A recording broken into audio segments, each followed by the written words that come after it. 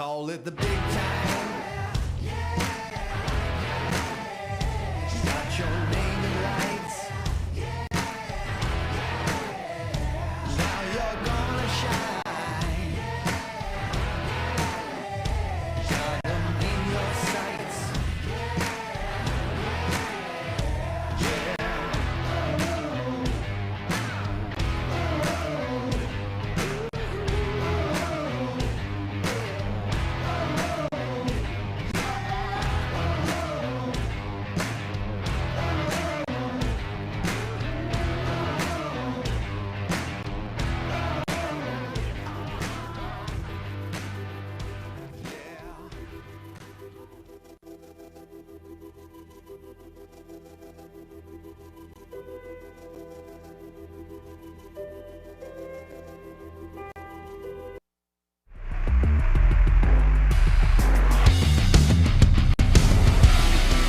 He's going to be stopped short. And it's into the end zone for the touchdown.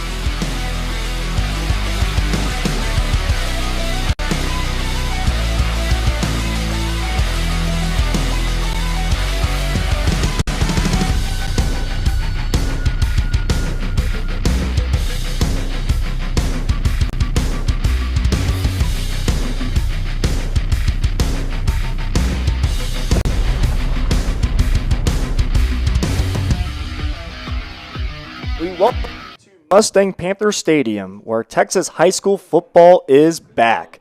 We also enter a new era of Mustang football with head coach Ryan Smith making his head coaching debut for Grapevine.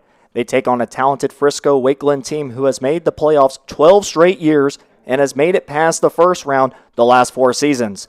It's the Grapevine Mustangs versus the Frisco Wakeland Wolverines on Treadio. Hello and welcome to the Mustang pregame show. Our title sponsor is Grubbs Family of Dealerships. I'm with former Mustang wide receiver Drew Doherty, and I'm Mason Doherty, here to get you ready for tonight's matchup.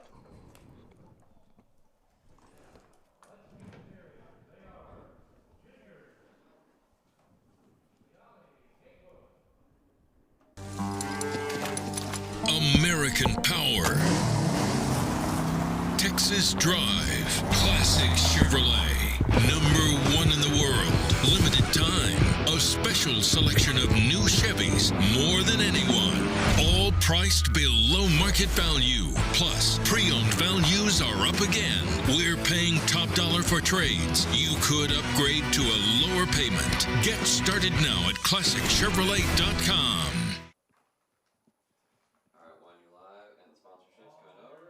Mustang Friday Night is proudly presented by the Grubbs Family of Dealerships. Do a zoom out from the goalpost. Perfect. All right, and you got to do the introduce the coach.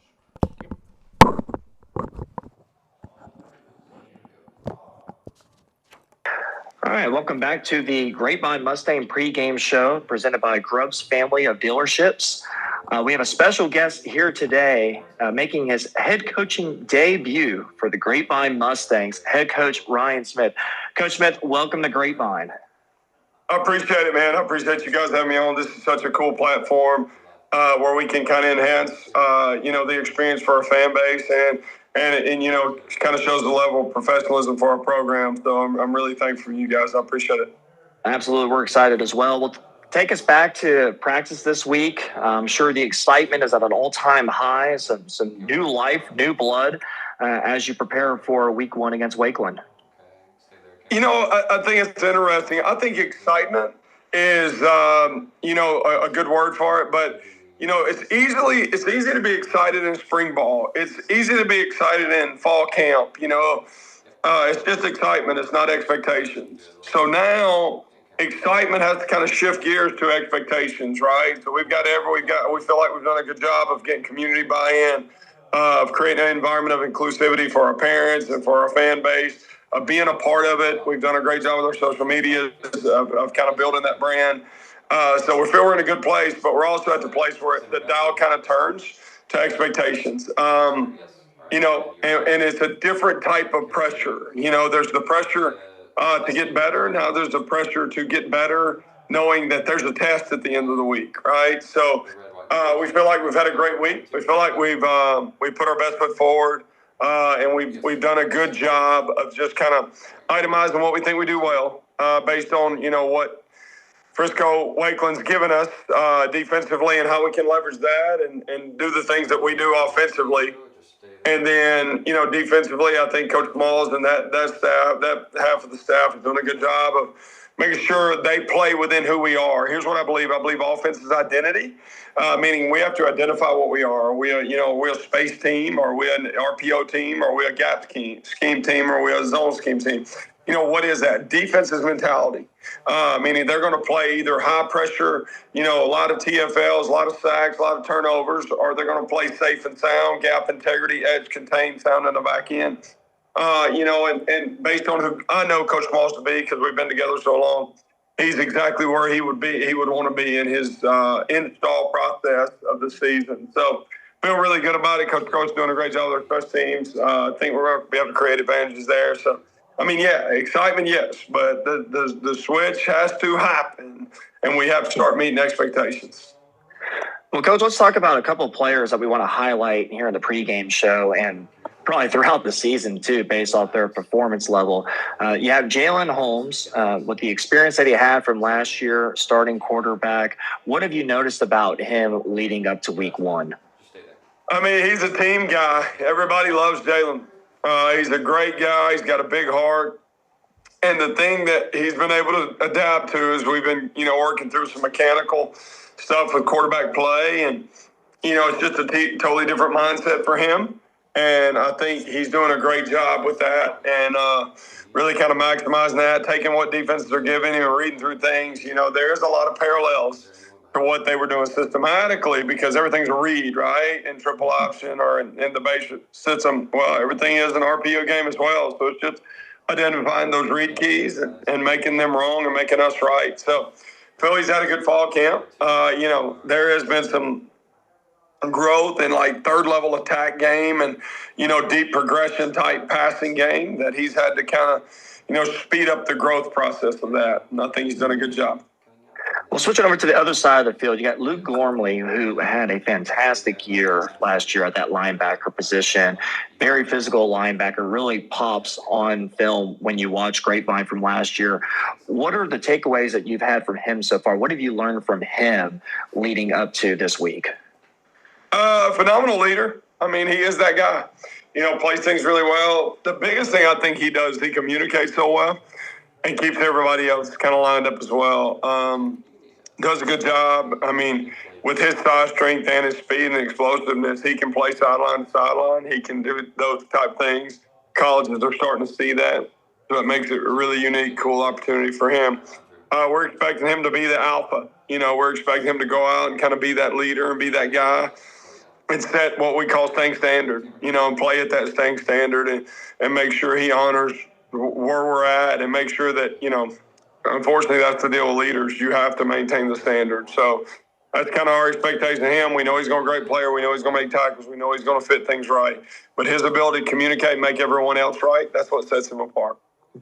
Well, we talked about two of your superstars that you definitely have on this team, Coach. But if you had to think of maybe like a wild card or someone that has really popped off the film from what you've seen performance-wise from practice and scrimmage, is there one player in particular that you could think of that's really stood out here lately? Man, I think we've got a corner named Dalen Collins who is a big player for us. We're excited about him. In the back end, he does a great job because I've thrown a bunch of stuff at him schematically, and he kind of manages it all and does a really good job. That's in the back end. On the D-line, we kind of mentioned Seth Hicks, but I'm expecting Lucas Mandeville to have a great year. He's, pound for pound, probably our strongest, most athletic kid we got, and, man, just really pumped about seeing what he does. He was recognized this summer at some camps, and he's got all the measurables. So now, seeing that switch over to production is going to be pretty exciting. Defensively, offensively, Luke Stewart is, I've been in college football. I've been in a lot of places. Luke Stewart's a college receiver, in my opinion. Tracks it well, runs well, does a lot of really good things well. Just, having the opportunity to be utilized. Last week in the spring game, he had in our fall scrimmage, He had 6 catches for over 100 yards in probably 17 to 18 snaps. So, again, feel really good about what he can do, how he does it. He's kind of the one that I'm really excited about. Great stuff, Coach. Well, you come into Grapevine, you got to bring in this newer philosophy, different ways of looking at the game, and I would imagine you have to rely on your senior leadership as well that you have on this team. So what would you say that you've noticed so far about the senior leadership that you have here for the Mustangs? I don't really categorize leadership that way. Sometimes, when you walk in situations, seniors are really bought in or they're really checked out. And we do have seniors who are bought in. They want to win. They want to be successful. They want to do it a certain way, and they like the way we're doing it now. Obviously, we need to see the fruit of that labor, and that'll get them really kind of locked in. But we've created a leadership council of 14 guys. That includes one sophomore, several juniors, and some seniors. We do what we call leadership formation with them on Wednesday afternoon, which is kind of curriculum studies, some scripture studies, and different things. So it's been really cool to kind of hear them dialogue, and I think the coolest thing we've done, or the best thing we've done for them, is give them a voice. And so it's allowed us to be in alignment. And I think that was the most important thing with seniors, is getting in alignment with a new staff. It's not necessarily about what they want to do or what I want to do. It's about us kind of cohesively coming together, creating some what I call synergy, synchronized energy, and kind of moving forward together. So I will say, man, great group. Tatum, Cooper, all those senior guys are really pretty awesome. Well, great stuff, Coach. Well, we wish you best luck against Frisco Wakeland. I know the crowd will be excited, and the building will definitely be jumping over at Mustang Panther Stadium. Appreciate your time. Well, folks, stick around. We'll go to a quick commercial break, and then we will come back with some more coverage here, getting you ready for Grapevine versus Frisco Wakeland here on Friday night. Shop Stacy Furniture and Design, the family-owned furniture store that North Texans trust for the best selection of quality furniture. Our showrooms are curated with a sharp focus on design, like this new, beautiful 3-piece sectional. New collections are arriving daily. With our price match guarantee, you can always rest assured that you will never overpay for furniture from Stacy's. Our family's commitment to offering the best in quality, style, and affordability is truly what sets us apart. Remember, you're shopping at Stacy's, you're shopping with family, and you're not burning money.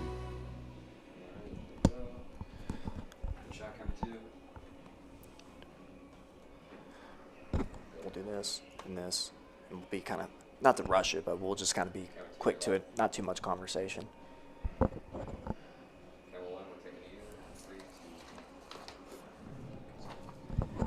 All right, Drew, let's go ahead and break down a couple of key players for Grapevine here tonight, starting with the quarterback, Jalen Holmes, starting quarterback for Grapevine. He's going to be the focal point of this offense. Started last year, and we saw more of a rusher in that option offense, but this looks to be more of him stretching his wings and in more of a pass-happy offense compared to last year.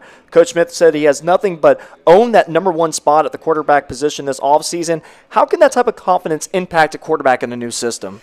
Yeah, it's major confidence. He came in, was the quarterback last year, like you said, but came in and competed for the job, and it's his offense, and that's got to give you some confidence. Absolutely, and switching over to the other side of the field on defense, it's led by their strong linebacker crew, including returning starter Luke Gormley.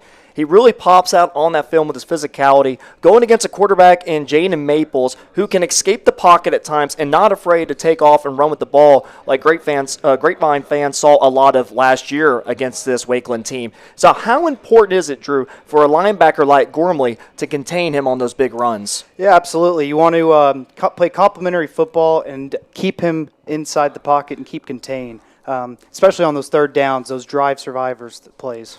Absolutely. As we'll go ahead and we'll take it down to the field as the Grapevine Mustangs are about to be entering the field to start out the 2025 season.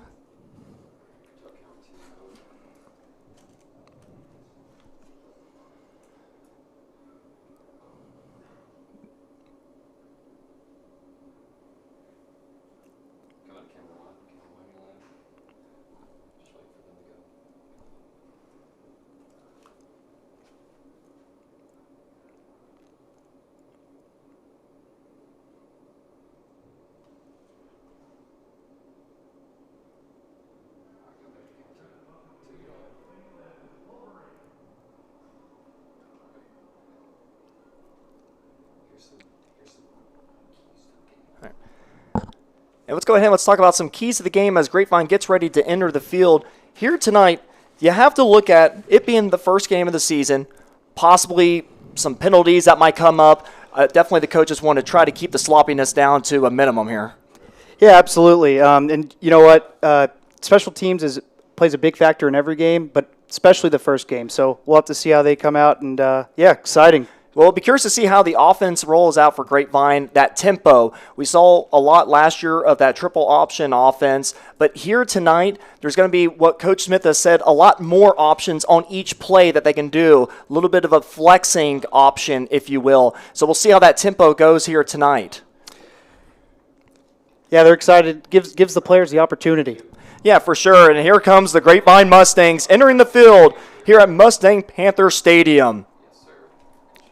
Finishing up on our keys to the game, it's all about controlling the clock as well, limiting the amount of offensive possessions that Wakeland might have. We saw where last year it's a type of team that likes to hang around and definitely try to establish that run game. So for Grapevine tonight, controlling that pace, controlling that clock will probably be key here. Oh, absolutely. You want to make sure that you control the line of scrimmage. That's first off. And then just no big plays. You want to knock out the big plays. Lane integrity, and yeah, it's going to be a good one. Well, fans are excited as we are about set for the national anthem here. The fans got in here pretty early here today. It's just been a new energy, a new type of atmosphere here at Mustang Panther Stadium, something that you might have missed out on it last year with it being an 0-10 season. And Drew, you were a former wide receiver / linebacker for Grapevine. I played a little bit myself here at Grapevine. Football means a lot for this community. Oh, it sure does. Every Friday night in the fall is a big night around here, and Grapevine football comes with a long line of history. 106 years going into this year, and I know these players are ready to make this city proud. It's a team that has a storied program, 1996, 1998 state champions, looking to get back in the playoffs, missed out on it last year.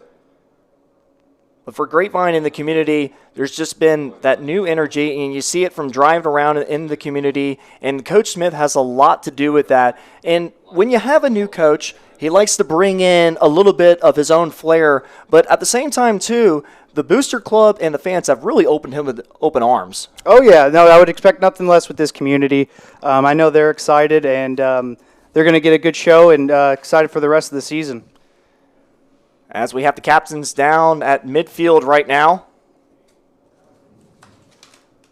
For Grapevine, it's Luke Gormley, Cooper Towery, Jalen Holmes, and Rylan Goen.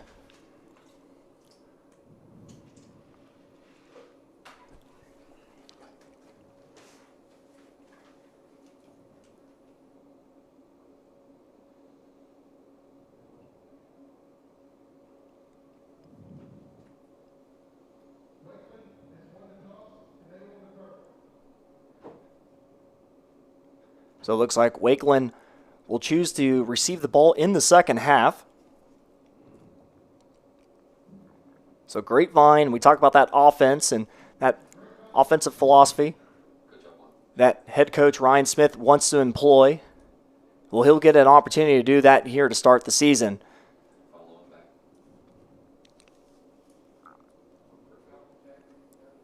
For Wakeland, a lot of their offensive production goes back to their starting quarterback Jaden Maples, who just continuously got better throughout the season last year,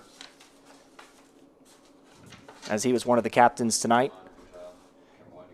And now we will send it down to the field for our national anthem.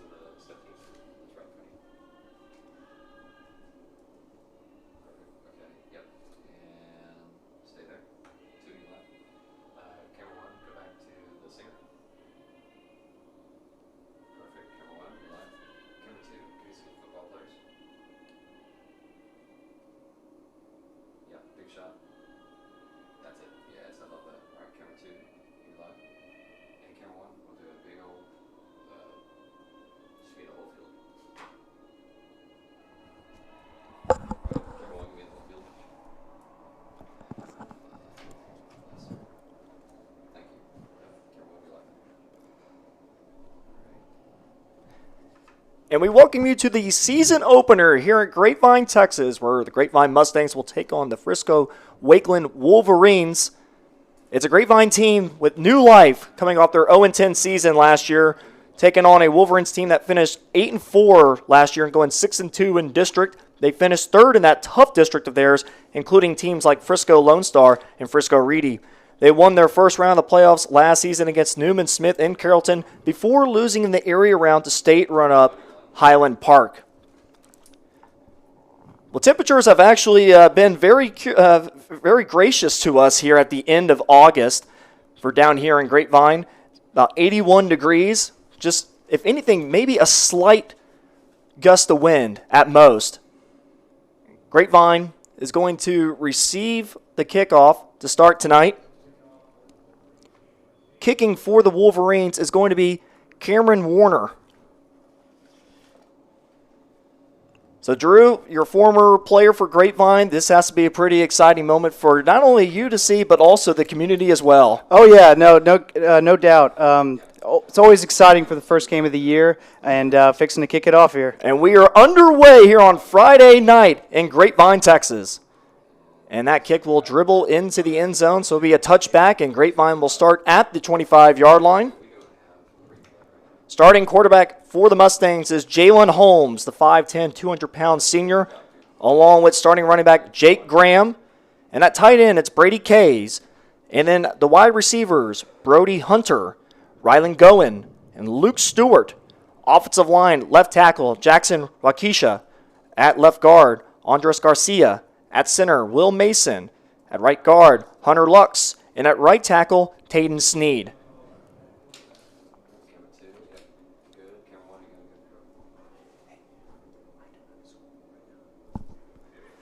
And it's a rush up the middle. Good for about 4. That was Jake Graham on the carry. Yeah, good push there by the offensive line. Nice gain of 5. Or gain of 6, gain of 4, I should say. So now second down and 6 from the 29-yard line. And Grapevine's formations already look pretty different compared to what we saw last year. Have some receivers out in space. Pre-snap. 3 receivers to the left. Holmes fumbles the ball, takes it now, tries to find a running lane, and he's going to be gobbled up at the 30. Tackle made by Edward Salig. Yeah, they had him spread out, but the snap wasn't quite secured there, and not much choice there for Jalen, and kind of tuck it and run. Well, Drew, we talked about it in the pregame show. It's about eliminating the not the carelessness, but just a little bit of that first game jitters, and maybe has a little bit to do with it. But Jalen Holmes, at the same time, he was a starter last year as well, so that's definitely going to help the composure level of Grapevine. 3rd and 5 upcoming as we just get started here tonight. I want to let everyone know our first quarter is brought to you by Stacy Furniture. And it's a carry up the middle and then smacked immediately just short of the first down marker. That was Jake Graham again. So let's see what Grapevine wants to do here on this 4th and short. The offense stays out on the field so far. Yeah, good effort there by Jake Graham, kind of pushing, trying to get all the way to that first down marker. Well, we know that sets up a manageable 4th. Yeah, absolutely. In Wakeland, they do have a strong defensive line. We'll get to that later in the broadcast. Grapevine ends up going for it, and I think they're going to be short. They are. Tackle made by Grayson Meyer in the backfield. And Grapevine's offense will depart. There is a conversation among the referees.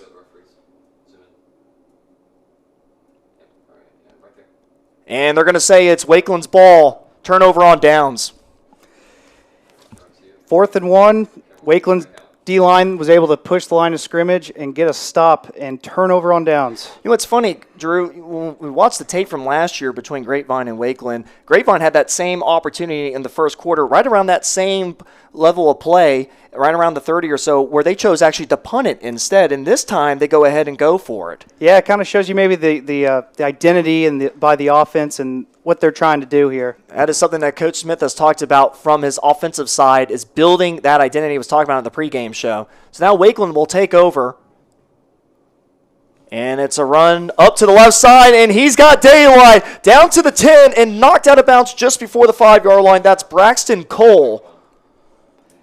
Yeah, Braxton Cole jumping to the outside and getting in the red area real quick on the second play for their offense. Yeah, head coach for Wakeland, Chan Isom, categorized Braxton Cole as more that in-between the tackle type running back, but we just saw there he's able to bounce it outside as well. So now it's 1st and goal from the 8. Jaden Maples in the shotgun, the leader of this offense. And immediately throws out to the flats, and it's caught by Meyer, and he's able to get around the defender, and he looks like in for the touchdown. Touchdown Wolverines on the 8-yard catch by Grayson Meyer. Yeah, what a great effort by Jason Meyer. And then also the receiver blocking on the outside. What a block to set up that play.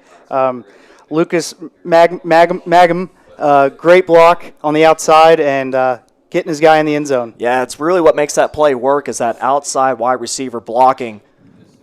So now the extra point attempt by Cameron Warner. Ball is spotted, kick is away. And it is good, and that puts our score at 7-0 early on with 9:46 left in the first quarter. Wakeland leads 7-0 here in Grapevine. Compass Church is for you. Join us each week to experience great music, a message that applies to your everyday life, as well as programming for your kids and students to engage on their level. Learn more at compass.church. Mustang Friday Night is proudly presented by the Grubbs family of dealerships.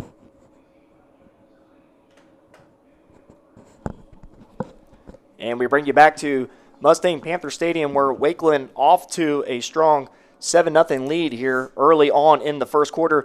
Drew, what did we saw on that offensive drive? So the running game was from the outside there was really good. Braxton Cole showed his elusiveness getting outside and getting all the way inside the 10. And then a simple receiver screen to the right outside, good blocking by the receiver, and able to punch it in.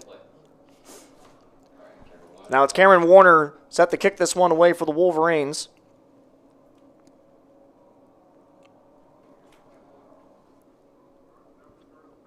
And it's going to be fielded just a little bit after the 10-yard line. Has a lane is Luke Stewart, and he rumbles his way just before the 30-yard line.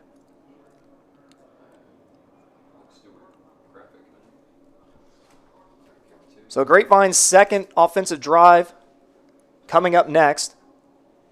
And you have to think for Grapevine so far, what they tried to do on that original drive was establish the run. Maybe see a little bit more on the passing side.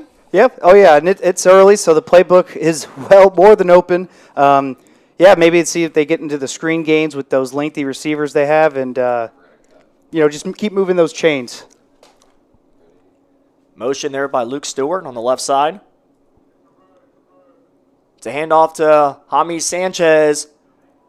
And he's able to keep the feet moving for what looks to be a gain of 5. Jaime Sanchez, saw a lot of him last year spelling Julian Contreras. And a lot of times they were on the field at the same time too. And that's someone that Grapevine will have to replace as far as the offensive production. Julian Contreras up to about 1,000 yards rushing last year before graduating. Yeah, Jaime Sanchez, he's a grounded-pound runner and really excelled in that triple option offense. Excited to see what he's got in store this year. So now it's 2nd and 4, 9:05 left in the first quarter. Ball at the 35. And it's an immediate run on that right side. It's Cooper Towery. And Cooper Towery, who we see a lot of times on defense, but last year they did a lot of this too, bring him on offense. The athletic players, you got to keep them on the field somehow. Yeah, absolutely. And then Jake Graham with the nice play design there by Grapevine. Jake Graham with the lead block, helping his guy get across the first down. So for Grapevine, that's their first down of the night. First down brought to you by Pat White State Farm. Fans still creeping into the stands here. Great weather, like we said before, here tonight at the end of August. And Jalen Holmes keeps it himself, able to bulldozer over a player and spin move himself down to what looks to be almost a 10-yard gain. Yeah, what an effort there by Jalen Holmes with the spin moves and breaking the tackles. and also hanging on to the football. Ball security is a must, especially with the quick change you had on the last drive with the turnover on downs. Great effort. Coach Smith had nothing but phenomenal things to say about Jalen Holmes this week, and he's definitely done nothing but keep that starting job at the quarterback position from the offseason. So they're going to say third and what looks to be about inches here for Grapevine. Second down. Holmes looks and then has a receiver, and it's caught down to about the 30-yard line. That's Chase Carter making his first catch of the season. Yeah, good connection there from Jalen Holmes to Chase Carter. It looked like not the longest throw, but that was across the hash. So that had some distance on it and on the run. Great throw. And just find your open receiver. It's another Pat White State Farm first down for the Mustangs. 7:45 left in the first. And it's a run up the middle, and it goes nowhere. Maybe about the line of scrimmage is all that the Mustangs can get back to. That was Blake Landry from the linebacker position coming in. He was a strong contributor for the Wolverines last season. Yeah, not much there on that run, but you want to stay true to the run game and stick with it. Opens up everything else, especially in this offense where there's multiple options on one play. This is a Wolverines defense that is trying to replace their stud linebacker, Tristan Lawyer, who graduated last year and went to Tulsa. Probably be seeing him on Saturdays pretty soon. And it's Carter again out in the flats. And he picks up a nice gain to bring up what looks to be a 3rd and 2. Yeah, nice play there. Sets up a manageable 3rd down. On the other end of the field, obviously they're in field goal range already, but good to be aggressive there. Well, we talked about that offensive tempo in the pregame being one of the key components of this game. And so far here tonight, Grapevine's wasting no time getting to the line of scrimmage and trying to get that next play in. Got receivers to be stacked on each end for the Mustangs. And it's a rush up the middle by Graham. And Graham is able to keep the feet moving, and he picks up the first down on a 5-yard gain. Yeah, nice play design there with the double stacks on both sides. What that does is spreads out the defense and kind of opens up the box for exactly what they did, right up the middle. And so Grapevine might have a little bit of a mismatch here from assistant coaches to our left yelling and screaming, but it looks like the Wakeland Wolverines were able to put a wall up. And Coach Smith wants a call down on the field. Not sure, maybe the defense had too many men on the field, but it was definitely something that Grapevine noticed and was trying to get a call. Yeah, he met him. He was the defense right there. Met him right at the line of scrimmage and stopped that play in its tracks. Well, it's a defensive line that's led by Austin Wilson, number 0, the senior. Grapevine fans probably know him pretty well. He was the one that had the game-sealing sack last year against the Mustangs. And then also at nose tackle, you got Cadence Castillo and defensive end Edward Selig. So now 2nd down, Holmes pressured, steps up. Now he's trying to find some time, trying to flag down some traffic, and he's able to break away from a tackle and then gets pushed out of bounds. And they're going to say he was just short of the first down marker. Pushed out by Daniel Jelinek. Great effort there by Jalen Holmes. And another thing that gets to point out in that play are the receivers doing scramble drill. So the defensive backs are following the receivers. If you're shallow, go deep. If you're deep in the end zone, come towards the quarterback. You know a little bit about that, being a former wide receiver for Grapevine. Yeah, absolutely. Those were when some of the biggest plays were made. So it's 3rd and 1. And it's a handoff to Sanchez, and Sanchez will pick up the first down and get down to the 3. Good for another Pat White State Farm first down for the Mustangs. Yeah, great push by the O-line there, and Jaime Sanchez doing what he does is head first, low pad level, and getting down the field. All 5'7", 175 pounds he's using in that run. So this will be the 11th play of the drive for Grapevine.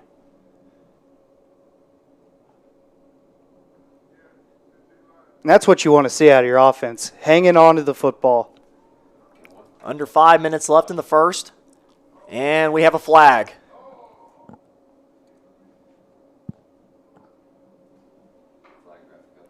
get the call down on the field.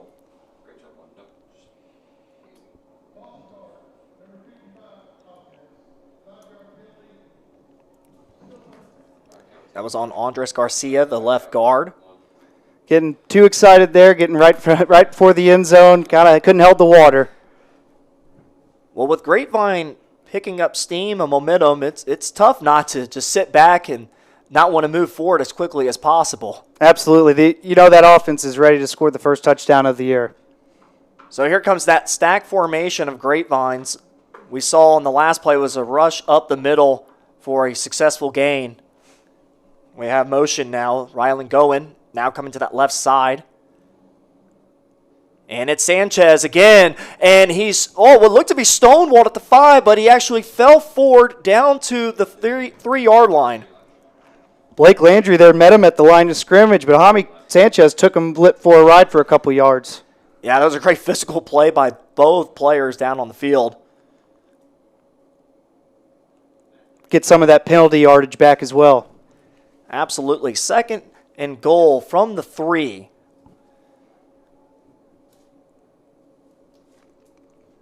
Twelfth play of the drive. Yeah, I got you. Sorry. I'll be louder. And it's Cooper Towery on that right side, and he's in for the touchdown.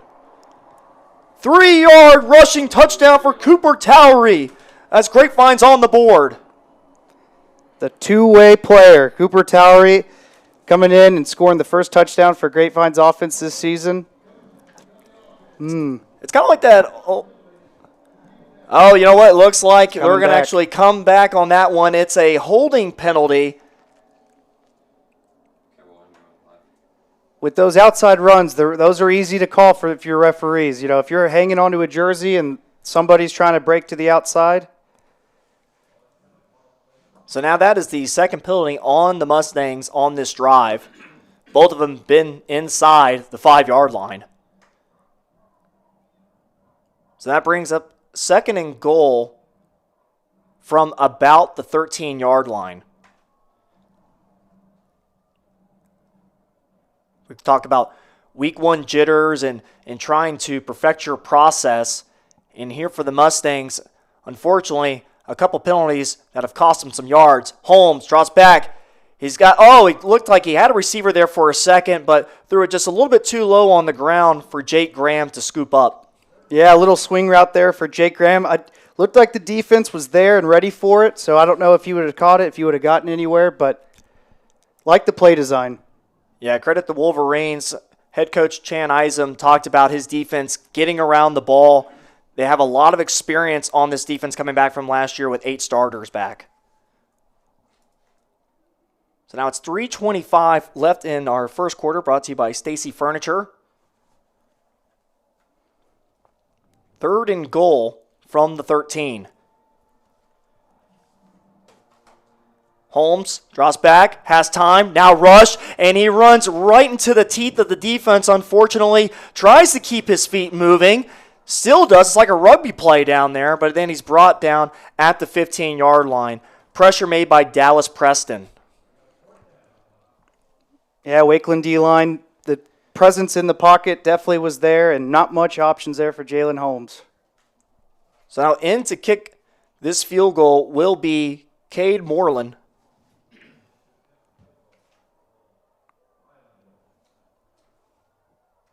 What looks to be about a 32-yard field goal.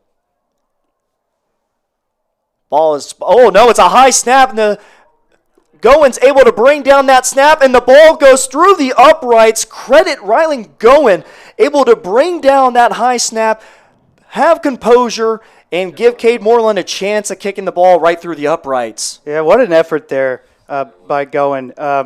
Catching the ball, that's one of the more nerve-wracking positions there is right now, and to be able to kind of catch that ball, he looked like he was standing up almost, teeing it down. Absolutely. Very, very impressive. Absolutely. So that brings our score now 7-3. Wakeland leads here in Grapevine.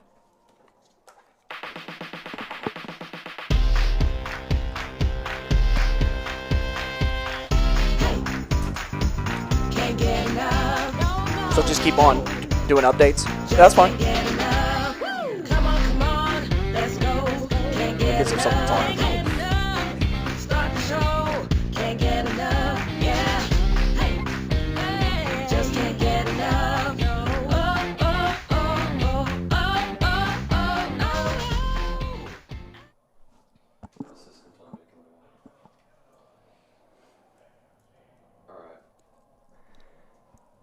And we bring you back to Grapevine versus Wakeland. Cade Moreland boots this one away. Fielded about the 5. And finds a running lane and able to break a tackle, get all the way to midfield. Can he outrun the kicking team down to the 30-yard line on the other side of the field? That was Miles Bladden, the backup running back with the huge kickoff return. He found a lane and he took it. Great effort there, running down the field, and thought he could have had it, but nice effort by, the kickoff team. So Miles Blandon, who we just mentioned about the backup running back, head coach Chan Isom said he's got great vision, and you saw it there. He found that lane and just stuck with it. So now Wakeland with great field position, actually down all the way to the 27-yard line of Grapevines for their second drive of the night, just about where they started their first. Maples trying to direct traffic. There is a flag on the play, and it's caught in the end zone.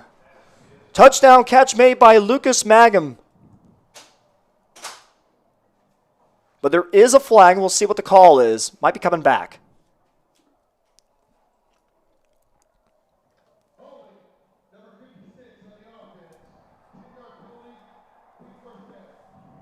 Holding on the center, Drew Engelman.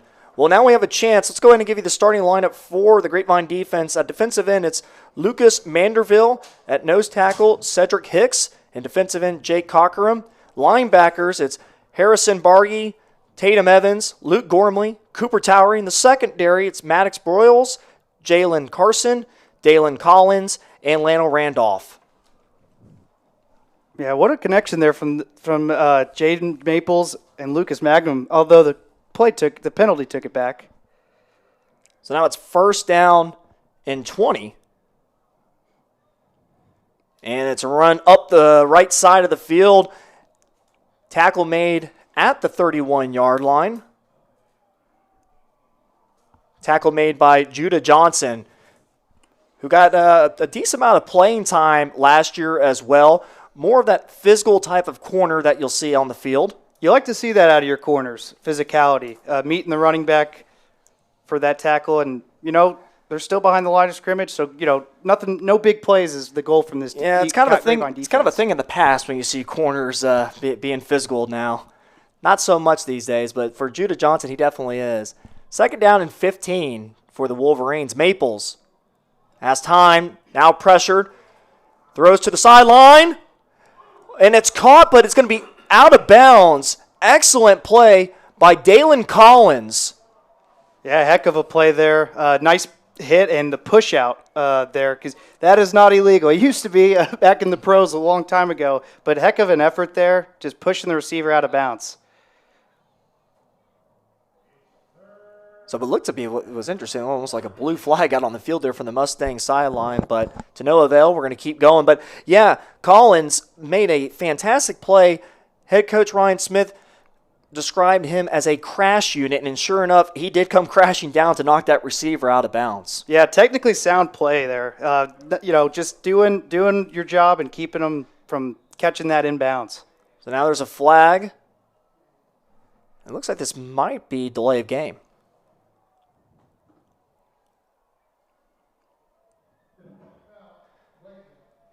So they gave the Wolverines a timeout, and we will take one ourselves with our score 7-3. Wakeland leads here in Grapevine. American Power. Texas Drive. Classic Chevrolet. Number 1 in the world. Limited time. A special selection of new Chevys. More than anyone. All priced below market value. Plus, pre-owned values are up again. We're paying top dollar for trades. You could upgrade to a lower payment. Get started now at ClassicChevrolet.com. Camera 2, we are T. Camera 1, follow. And let's get set up for this play. And we bring you back to Mustang Panther Stadium. Our score 7-3. Wakeland leads, facing a 3rd and 15. For Grapevine, you got to think there might be someone coming from that linebacker position to cause a little bit more pressure in front of Maples. We'll see. Maples draws back, and here is that pressure. Flushes to the right, and then finds a receiver. It's Lucas Mangum, and he will, well, it's going to be close here. It's a wrestling match if he's going to be able to get the first down. And the line judge, I believe, did flag the motion for a first down, and that is the case. The Wolverines pick up that first down just by inches. Yeah, and Jaden Maples showing off that arm once again. Throwing on the run is one of something he's very strong at, and finding his receivers downfield, kind of improv scramble drill is one of his key attributes.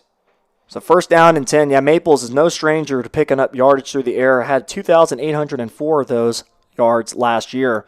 And it's a carry to the left side, breaking a tackle, breaking another one before being sandwiched there right before the 10-yard line. That was Braxton Cole on the carry. In on that tackle was Dalen Collins. Substitution being made. Into the game for Grapevine now is Tayden Sneed. Coach Smith, we talked to him this week, and he is not afraid about bringing players from both the offensive side of the ball and bring them on defense, too, for the same game. We saw that already with Cooper Towery a couple times here tonight. Oh, yeah, absolutely. You want your playmakers on the field. Second down and 3. Maple pump fakes, rolls to the right, wants to go to the end zone, and he's got an open receiver for a touchdown. Touchdown, Lucas Mangum. There's that connection again between Maples and Mangum. Just throwing on the run and Mangum knowing where to go. Run towards the pylon. Your guy's going to come get it to you. It's a 9-yard touchdown reception from Maples to Lucas Mangum. Same pair that had the touchdown that was called back originally on that holding. So they have it a bit dialed in, those two. And also the same receiver that picked up the key first down conversion as well. Here comes the extra point. And the kick is up and good by Cameron Warner. And that puts our score now 14-3. Wakeland leads early on in this ball game here down in Grapevine. Shop Stacy Furniture and Design, the family-owned furniture store that North Texans trust for the best selection of quality furniture. Our showrooms are curated with a sharp focus on design, like this new, beautiful 3-piece sectional. New collections are arriving daily. With our price match guarantee, you can always rest assured that you will never overpay for furniture from Stacy's. Our family's commitment to offering the best in quality, style, and affordability is truly what sets us apart. Remember, you're shopping at Stacy's, you're shopping with family, and you're not burning money. And we bring you back to Grapevine, where that scoring drive for the Wolverines started on Grapevine's 27-yard line thanks to the big kickoff return by Miles Bladen. And it was a 5-play drive that ended up in a 9-yard touchdown catch from Maples to Mangum. So Cameron Warner lines up to kick this one away for the Wolverines.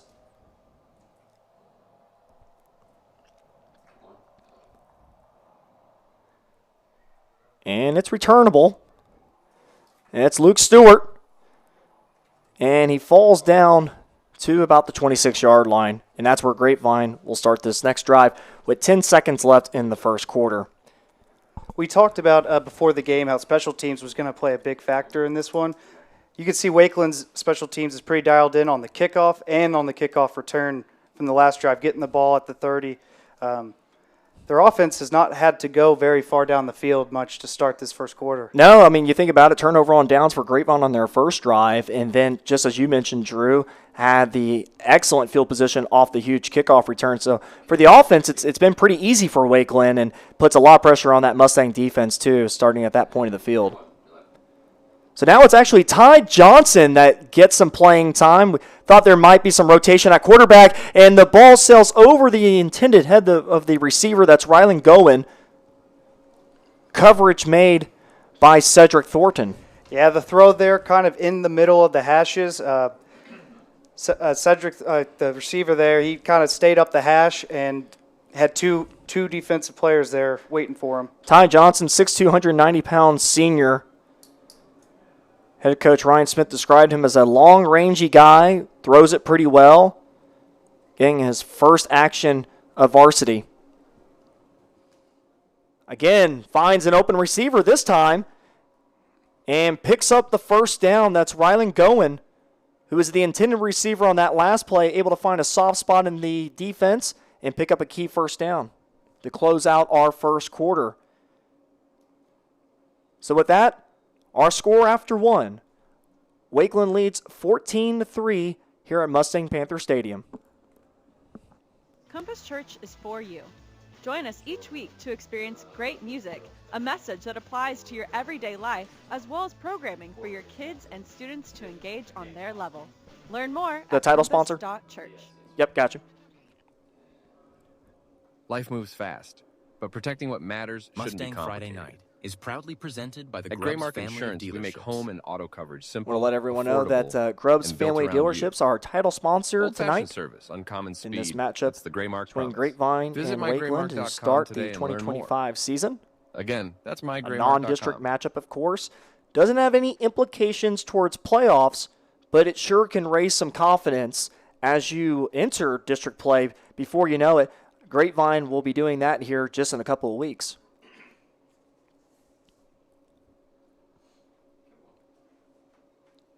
So that's what you want to see out of your quarterback, Ty Johnson. He's just coming into the game, being aggressive, and you want him to get comfortable with those easy throws and completions. Well, head coach Ryan Smith wants his quarterbacks to get the ball out quickly, get the ball in his playmakers' hands. And there it is right there, and a little bit of miscommunication there between Ty Johnson and Luke Stewart. Looks like Luke Stewart wanted to go and block someone, and Johnson wanted him to go ahead and try to catch a ball. Yeah, absolutely. It looked like Luke Stewart was going in there for the crack block.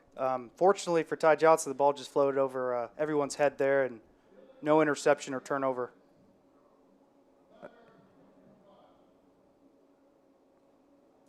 So now there's a penalty on Grapevine.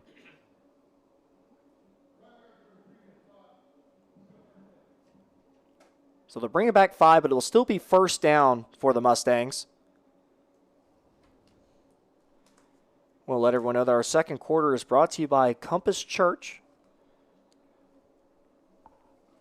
It's now 1st and 15.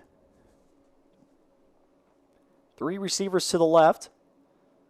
Johnson looks that way and finds Carter, and Carter's slung down at the 35-yard line.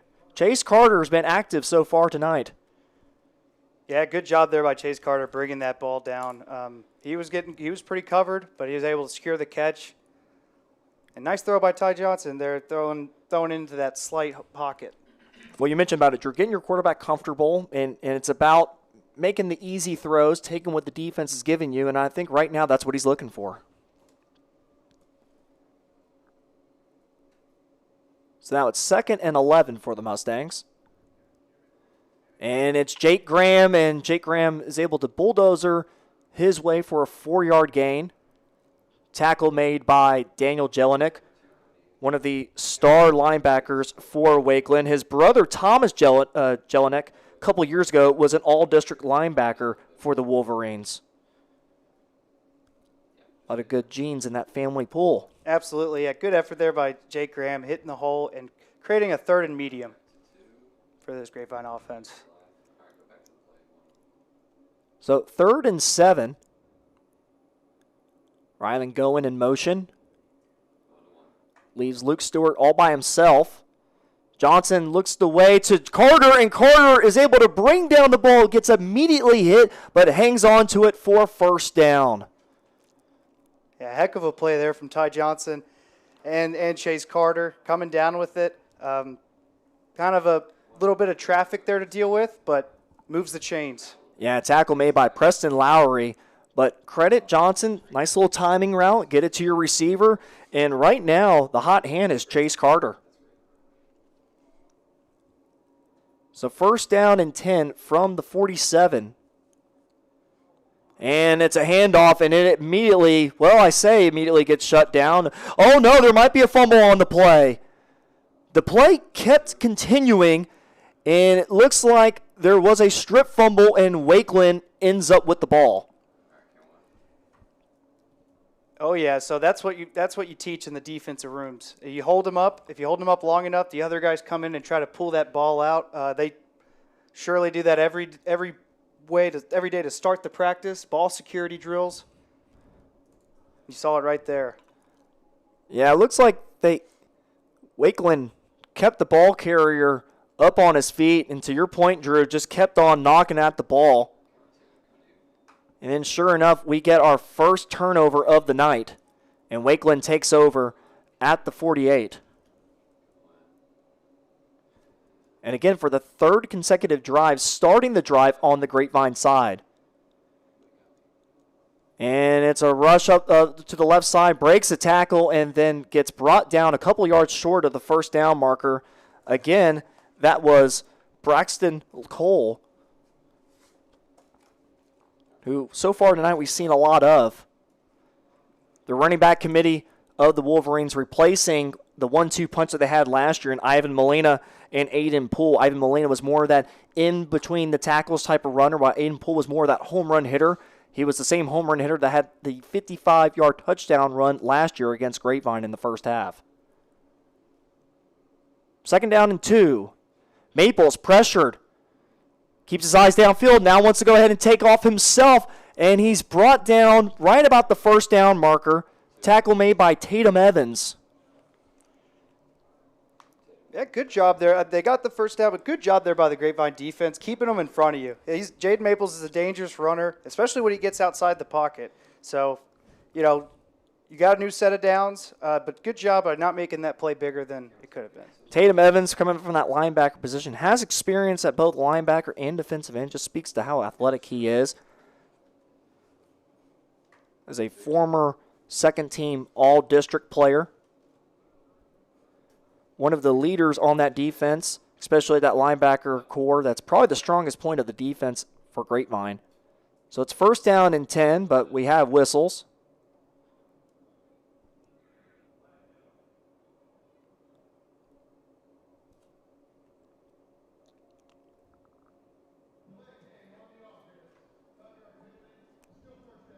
That's the first delay of game call we've seen here tonight, but for the Wolverines, they were about to get their first one back in the first quarter, but they ended up calling a timeout to avoid it. Yeah, they burnt a timeout for it, and this time they decided not to. Decided to just go with the 5 yards.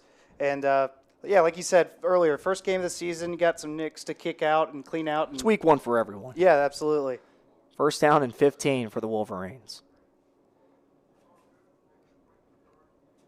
Grapevine brings the heat. And Maples wants to go over the middle, and great coverage by Linnell Randolph. And he's someone that when I was down on the sidelines for pregame warm-ups, his body structure really sticks out to you. 6'1", 185 pounds, real rangy for that cornerback position. Yeah, good job keeping with the receiver there. And Jaden Maples, tough throw there with the pressure coming at him and kind of made that throw a little bit tougher, huh? Yes. Lucas Magnum was the intended receiver. Already has 1 touchdown tonight. That brings up 2nd and 15. It's Braxton Cole again, and he's sandwiched at the 35-yard line. Tackle made by Harrison Bargy, who's moving back to that linebacker position this year.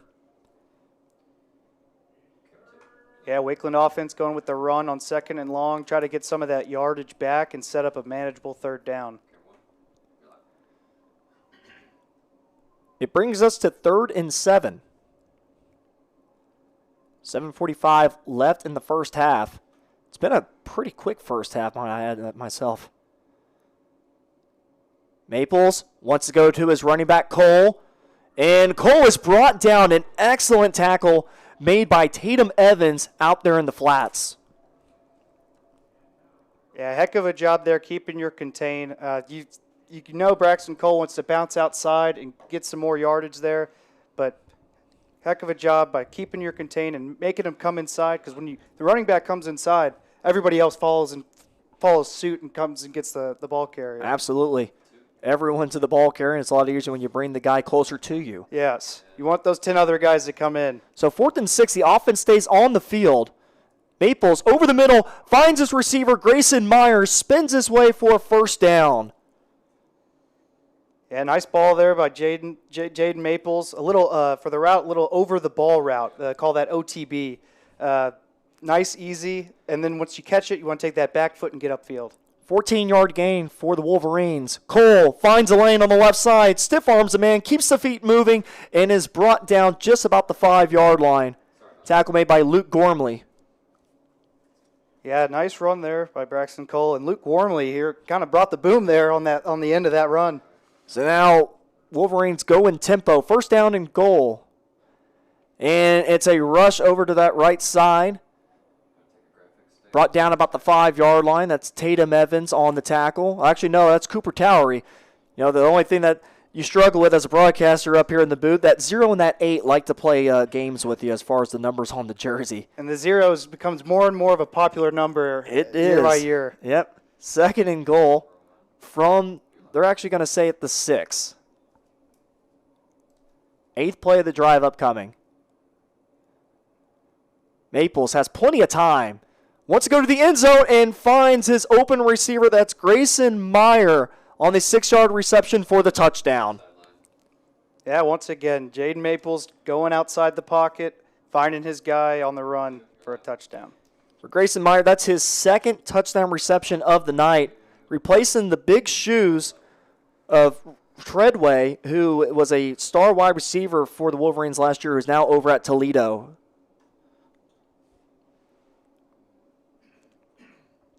Cameron Warner with the extra point, and it's good. And that now brings our score 21-3. Wolverines lead over the Mustangs here in Grapevine. Take a short break. We'll come right back. American Power. Texas Drive. Classic Chevrolet. #1 in the world. Limited time. A special selection of new Chevys. More than anyone. All priced below market value. Plus, pre-owned values are up again. We're paying top dollar for trades. You could upgrade to a lower payment. Get started now at ClassicChevrolet.com.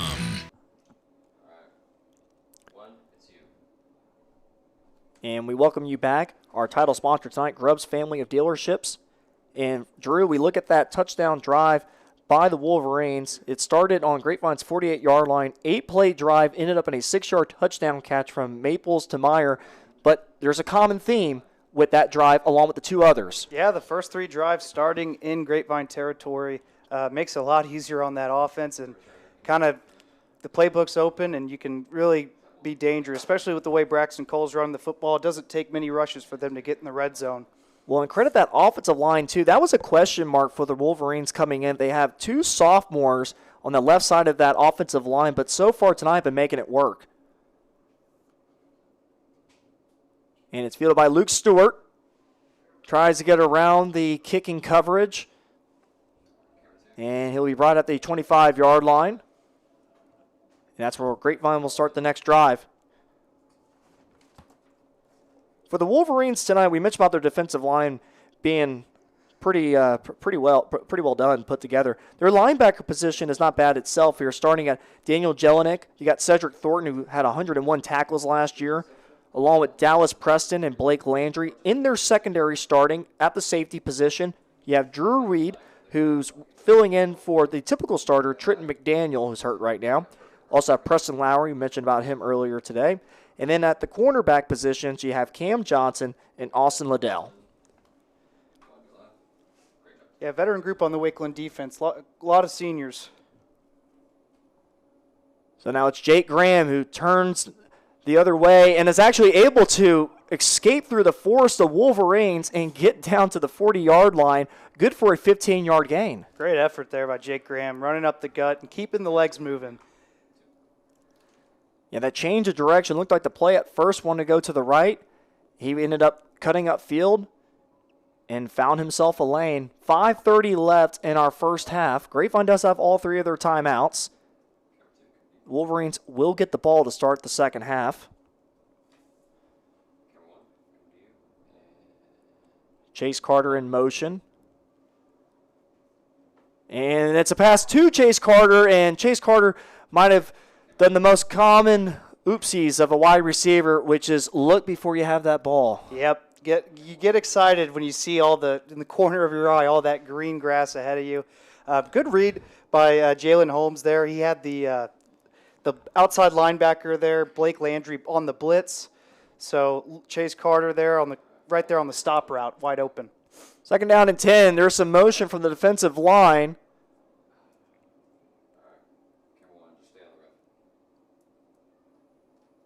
Get the call from down at the field. Might be on the defense.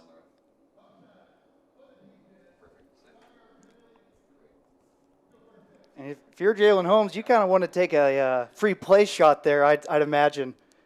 Yeah, maybe a little bit, yeah. See if you can. But they blew that whistle dead. Yeah, see if you can try to get a free play out of it, but looks like it was too much contact for them to keep that play moving. 2nd down and 5 here in the second quarter, brought to you by Compass Church. Chase Carter in motion, the leading receiver for Grapevine so far tonight. Holmes immediately finds Luke Stewart, and Luke Stewart on the quick 5-yard in picks up a key first down, 6-yard gain. Yeah, great connection there. That's a long throw all the way to the sideline there. Good effort there and moving the chains. It's good for another Pat White State Farm first down for the Mustangs. Now under 5 minutes left in our first half. Drew, as you mentioned, Jalen Holmes now back at the quarterback position. Something that you typically do see when you have two solid quarterbacks to your disposal here in non-district games. And Luke Stewart, again, just deja vu, looked like it was the exact same play with the exact same results. Yeah, one-on-one coverage on the outside. Corner doesn't want to give up a big play. Nice job by Luke Stewart, cutting it short and coming back to the ball there. That's another key thing about those hitch routes is you want to come back to the ball. You don't want to let that corner have the opportunity to maybe get in there, get a hand in there, and make an early tackle. Gain of 7.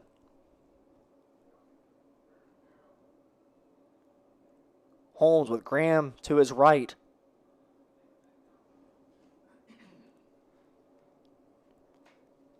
Down by his lonesome is Brody Hunter. And it looks like Grapevine's going to want to call a timeout here as the play clock was dwindling down to 0. And we'll take one ourselves with 4:30 left in the first half. Wakeland leads 21-3 here in Grapevine. Shop Stacy Furniture and Design, the family-owned furniture store that North Texans trust for the best selection of quality furniture. Our showrooms are curated with a sharp focus on design, like this new, beautiful 3-piece sectional. New collections are arriving daily. With our price match guarantee, you can always rest assured that you will never overpay for furniture from Stacy's. Our family's commitment to offering the best in quality, style, and affordability is truly what sets us apart. Remember, you're shopping at Stacy's, you're shopping with family. And you're not burning money. Oh, that's good. That's great.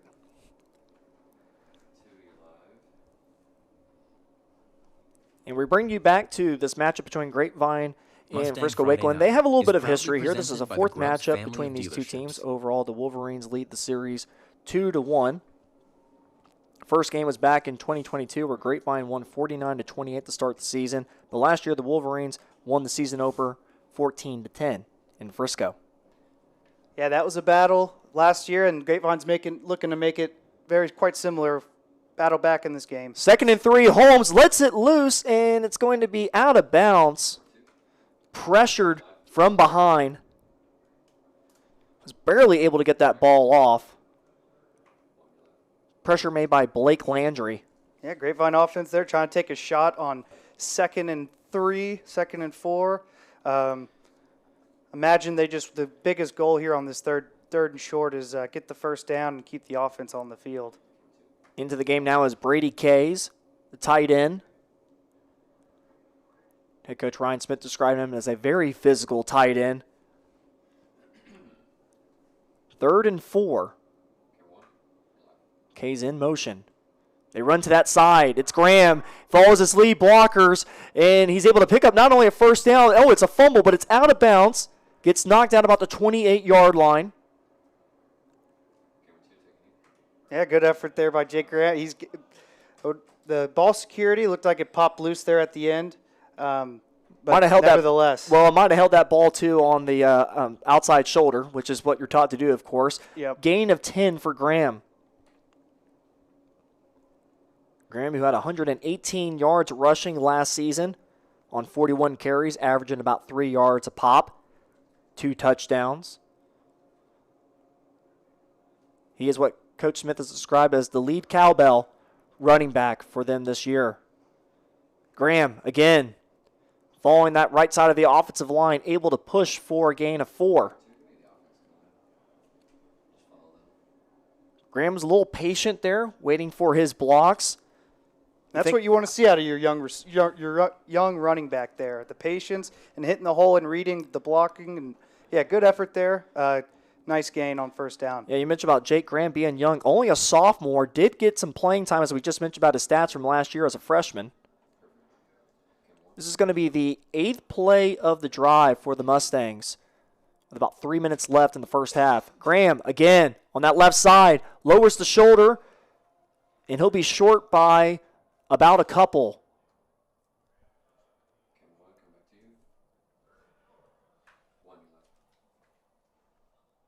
Coach Smith has described Jake Graham as a pretty big, strong kid, and we're seeing that here. Even after that initial contact, he's still typically able to fall forward. Yeah, it's tough to get him down, and he's going to keep moving his legs, and he did on that last play to set up a very manageable third down. 2:42 left in our second quarter, brought to you by Compass Church. 2 receivers stacked on the near side. And it's Graham, which looked like he had daylight there for a second, but he'll take the first down conversion on the 3-yard gain. Yeah, getting to that second level very quickly, getting right into the red zone. You'd have to think his eyes got pretty big there for a second. Yes, yeah, he saw the blue paint in the end zone. So Grapevine still with 2 timeouts left, down 21-3. You have to think this would be crucial to take some momentum into half. Yeah, absolutely. Field goal would be good, but you really, really want a touchdown going into the second half. Brady Kay's on the right side of that offensive line. Yeah. And it looks like we're going to get an official timeout. And we'll go ahead and take one ourselves here. Grapevine leading the charge on this drive, down 21-3 still with 2 minutes left in the first half. Compass Church is for you. Join us each week to experience great music, a message that applies to your everyday life, as well as programming for your kids and students to engage on their level. Learn more at compass.church. Okay, so I actually start talking. Okay. Mustang Friday Night is proudly presented by the Grubbs family of dealerships. And we bring you back to 2 minutes left in the first half here at Mustang Panther Stadium. Head coach Ryan Smith's debut as head coach for Grapevine, as he is replacing former head coach Bob DeBez, who was here for 2 seasons.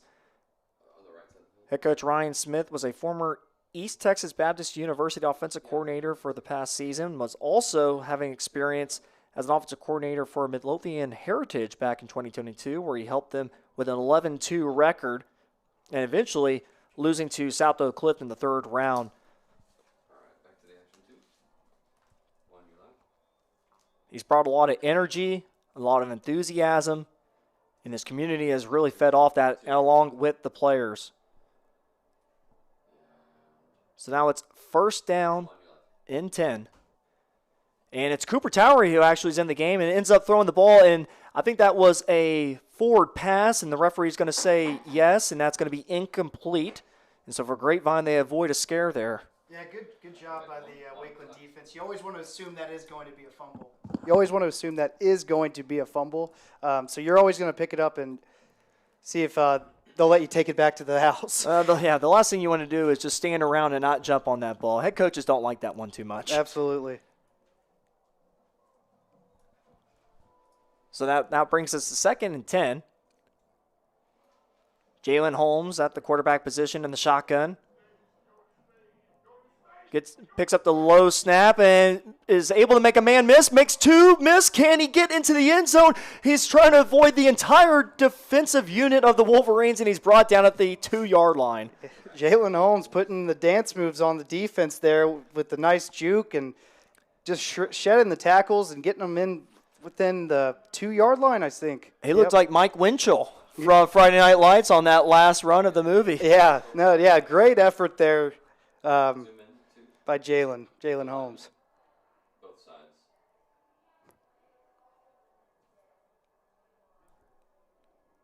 So now it's 1st and goal from the 2. And going to one left.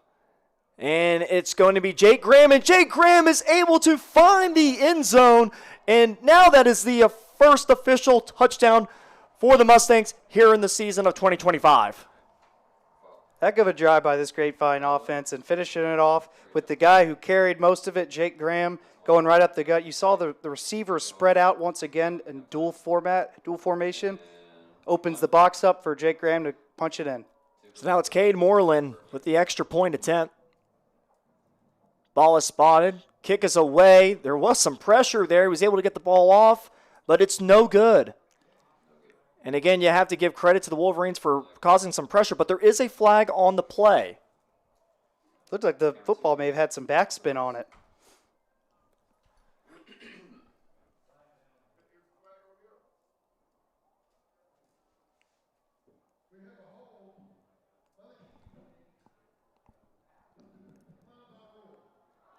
Well, give credit to the Wolverines. Even with a hole, they were able to cause that much pressure.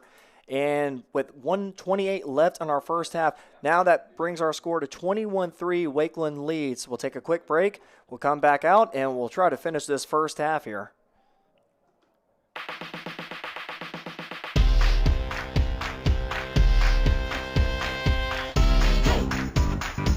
Can't get enough. No. Just can't get enough. Come on, let's go. Can't get enough. Start the show. Can't get enough. Yeah. Hey. Just can't get enough.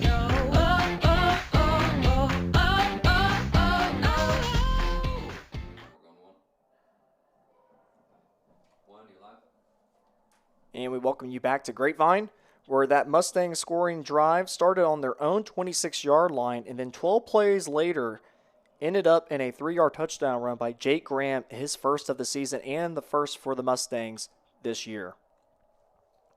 Big kickoff here for Grapevine. Want to pin them back. Don't let Wakeland get any more points going into the halftime.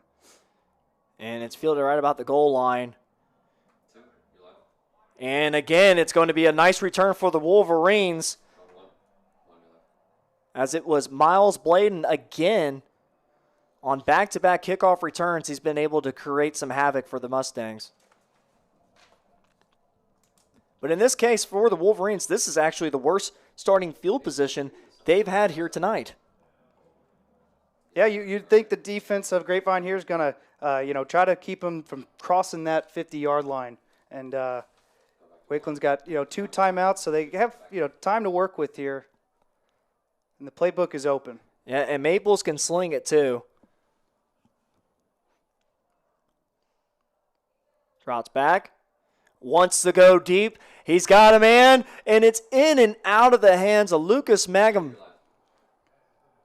In coverage was Linnell Randolph, but that was a beautiful ball by Jaden Maples. It was some hand fighting there by Magnum and Randolph there. Kind of caused the mistiming there by Magnum. And but yeah, like you said, great throw by Jaden Maples. Couldn't quite come down with it. Well, you think about it, all that hand fighting, and then you're running, then all of a sudden you got to identify that football, catch it all pretty much at the same time. It's pretty difficult. Credit on the coverage. Yeah, nice physical corner. 2nd down and 10. Maples flushes to his left, looks downfield, and throws into traffic. Incomplete. That was Maddox Broyles. The coverage was right at the hip of the intended receiver. Again, it was Lucas Mangum. And not much, I think, about 11 seconds only taken off those past 2 plays. So the clock is, it's still plenty of time if Grapevine wants to get this football back. Yeah, Grapevine's got 2 timeouts. Cade Moreland's already warming up down on the sidelines. Watching him in pregame warm-ups, his range is about 46 yards. The wind was a little bit in his face at the time. It's 3rd and 10. And it's a pass to an open receiver, Lucas Magnum. That's now 3 consecutive plays to him, but just could not connect with him. The ball was a little bit out and ahead of him. Yeah, the quarterback room, they call that he threw a one ball, kind of a line drive, not much air under it. Need a little, maybe a 3 ball there, get some air under it, get to his guy. Yeah, the senior Jay Maples probably would love to have that one back and maybe put a little bit more air on it to let his receiver run and catch it. So now we're going to see the first punt of the night by the Wolverines. And it's Luke Stewart who actually lets this one bounce behind him. And for the Wolverines, that's the best outcome they could ask for, as that ball will be fielded at the 2-yard line. Yeah, what a punt there. It had some spiral on it. That's what influenced the roll. Thought I could have rolled in the end zone when landing on about the 20. Yeah, and for Grapevine, 49 seconds left. And now it's not much of, okay, we're worried about Wakeland getting this ball back. It's more of being smart and not getting yourself tackled in the end zone. Yeah, the trenches are going to be tested here. Want to get that, if you're the Grapevine line, you want to get that push and get away from the opponent's end zone. So at the quarterback position is Jalen Holmes. And they might have Jalen out there to maybe just go ahead and immediately get that ball and run upfield. We've seen him with a couple of nice runs tonight.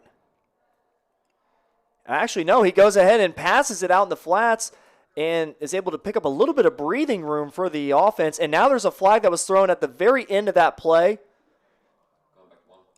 as there's a little bit of chirping going on down there.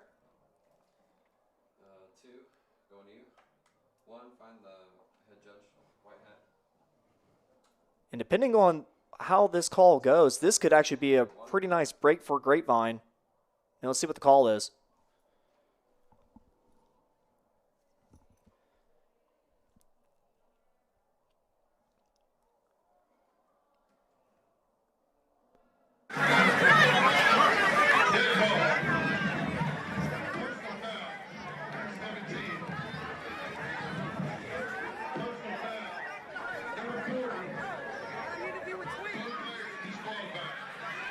Wow, and that is a huge blow for both teams, as that's Jalen Lewis for Grapevine that is now kicked out of this game, along with Cam Johnson over on the Frisco Wakeland side. Yeah, you get out there week 1 against a different opponent. Temperature, your things can get hot, but you got to keep your cool. You definitely do, and for Jalen Lewis, who is the backup tight end, but is more that pass-catching type of tight end, is a big loss for this offense. So now you have to think that Brady Kays is going to be definitely the go-to tight end for the rest of the game. So the penalty's offset. Ball at the 6. Holmes stays in, finds a soft spot in the middle of the defense. Catch by Rylan Goen. And Wakeland will not choose to use their timeout. And Grapevine actually does pick up a first down on that play too. A good play design there, getting past the line of the first down markers, calling a timeout, and keeping it going. Oh, looks like they did not call timeout. The clock is ticking. Yeah, but I think Wakeland's happy with going into the locker room up 21-9. They will get the ball to start the third quarter. Holmes hands it off. Oh, there was a fumble on the exchange, and I think Holmes was able to jump back on it. Oh, man, for Grapevine. Avoiding a big mistake, as that actually now takes us to the end of the first half, and I think for Mustang fans, they're a little relieved that they get to go back into the locker room down only 21-9, as who knows if Wolverines were able to maybe get down on that ball quick enough, maybe call a timeout, or at least have the clock stop right at 1. But with that being said, Grapevine will walk off the field here, down 21-9 here at Mustang Panther Stadium. And we will get to the halftime. Our halftime brought to you by Chill. We'll have the Grapevine band come out on the field, and give you the sights and sounds of that, and then we'll come back and get you ready for the second half here at Mustang Panther Stadium.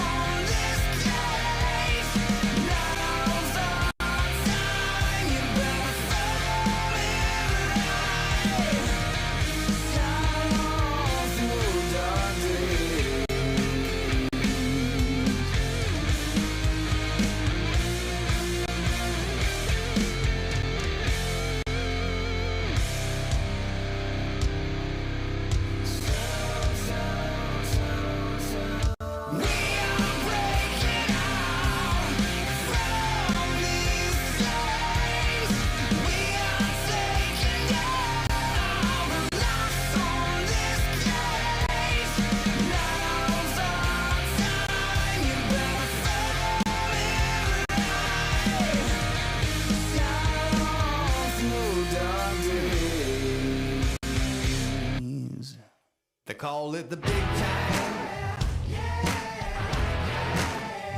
You got your name in lights. Now you're gonna shine. Got them in your sights.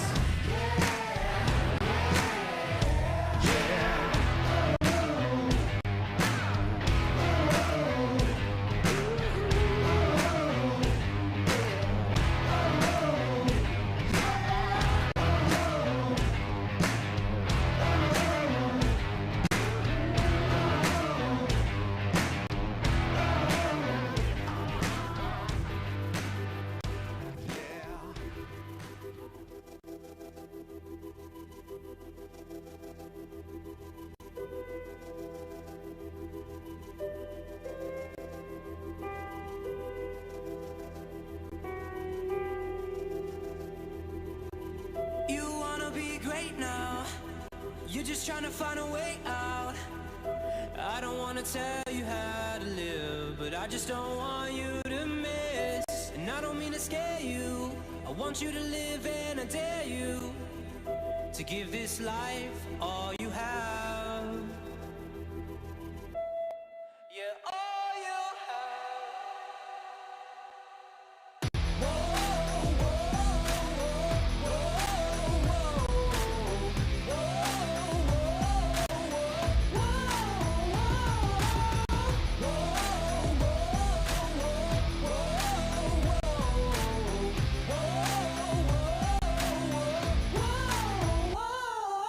We are legendary.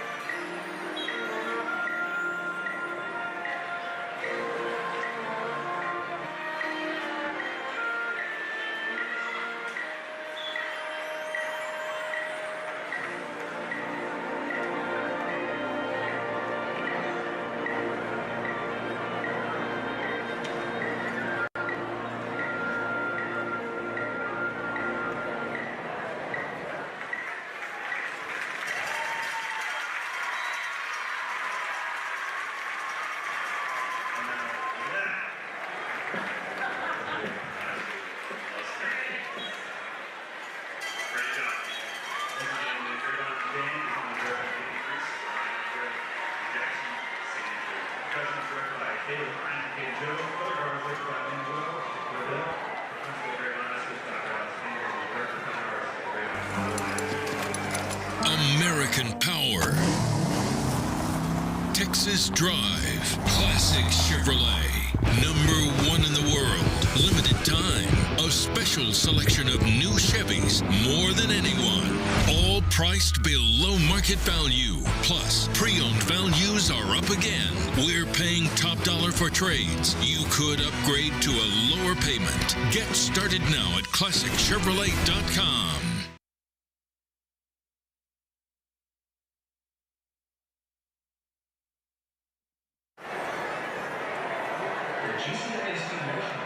Mustang Friday Night is proudly presented by the Grubbs family of dealerships.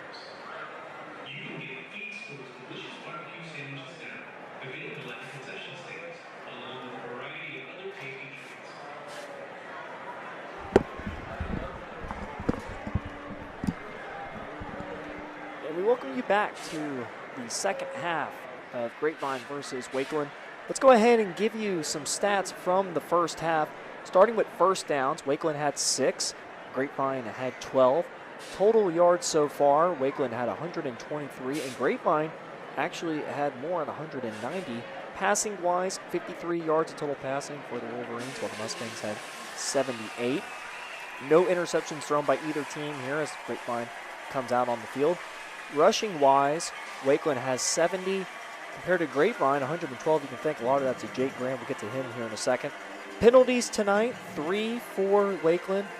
3 penalties for 20 yards total, while Grapevine has 4 for 23 yards. And keep in mind, we have a couple players that are kicked out of the game here tonight. That's Jalon Lewis, the backup tight end for Grapevine, and then Cam Johnson, the starting corner for the Wolverines.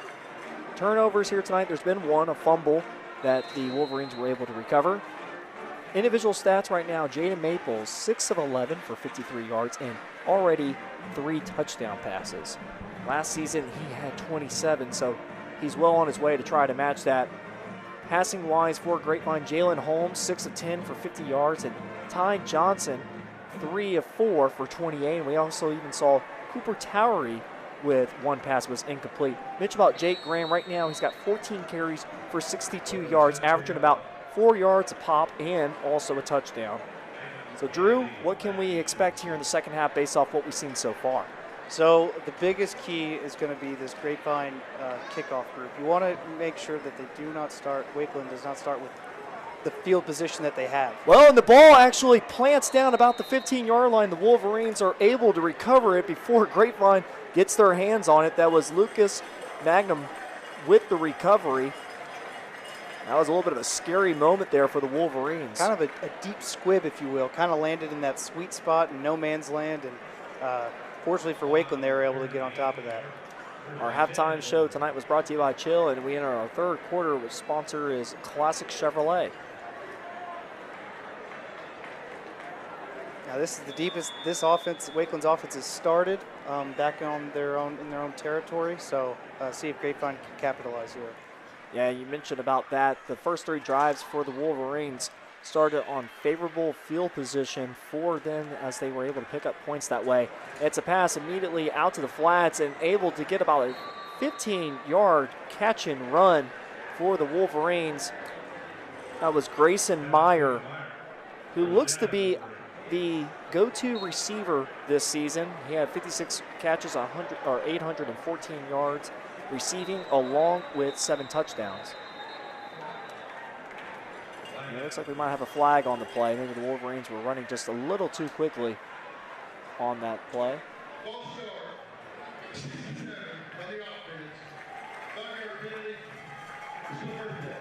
Yeah, it looked like one of those false starts you hear in the NFL where they go, false start on the offensive line, everybody but the center. Yeah, absolutely. Again, it's week 1 for everyone. As we just enter the third quarter, a beautiful night here in Grapevine. Student section packed out on the Mustang side. Maples gets it out to Grayson Meyer. He's able to get around the corner and then shift through a couple of defenders and then gets popped right at midfield. That pop delivered by Maddox Broyles. But not until Grayson Meyer was able to get down for a big first down conversion at the 50. That's Wakeland offense. They have those receiver screens down right now. Good job just by catching the ball and bouncing outside, reading your blocks.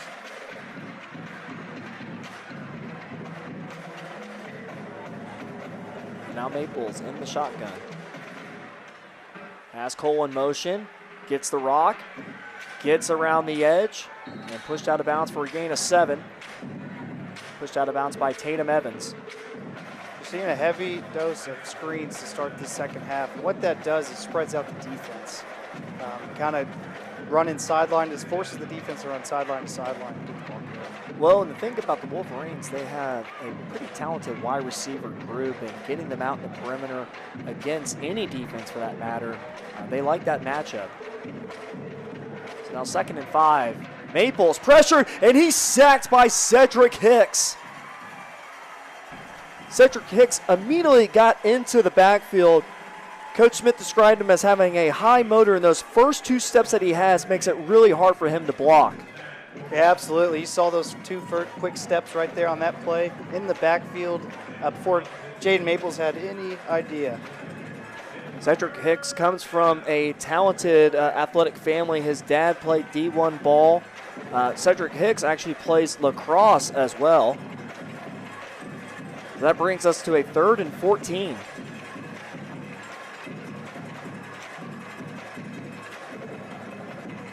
Grapevine brings 4. Maples escapes, keeps his eyes downfield, wants to take it himself, and is able to lean forward for what will come up to be a 4th and 2. So it was a 12-yard gain by Jaden Maples, who we talked about in the pregame show. He is not afraid to run the ball. He had 155 yards rushing last season. Yeah, gritty run there by Maples. Just trying to get through to the first down and sets up a 4th and short. So 4th and 2, offense stays on the field. Maybe the Wolverines, oh no, they're actually going to go ahead and snap the ball up the middle. It's going to be close. That was Cole. No sign from the referees yet. Grapevine says they stopped them short, and sure enough they did. Grapevine with the big stop. Yeah, good job by the Grapevine defense.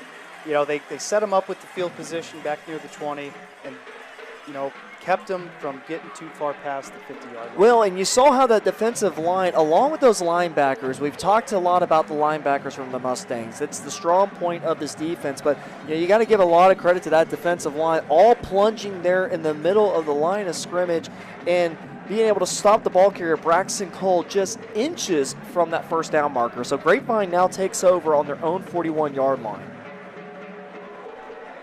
With their best field position of the night, too, starting a drive. And it's Jaime Sanchez with a gain of 4. We saw a little bit of Jaime Sanchez in that first half. So far tonight, he has 21 yards rushing on 4 carries. Jake Graham had the heavy workload in the first half, starting the second half with Jaime Sanchez to get him going.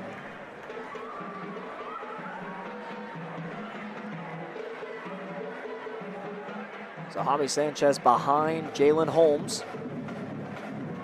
And they find an open receiver. That's Rylan Goen, who's able to shed a defender and then gets pushed out of bounds right before the 40-yard line.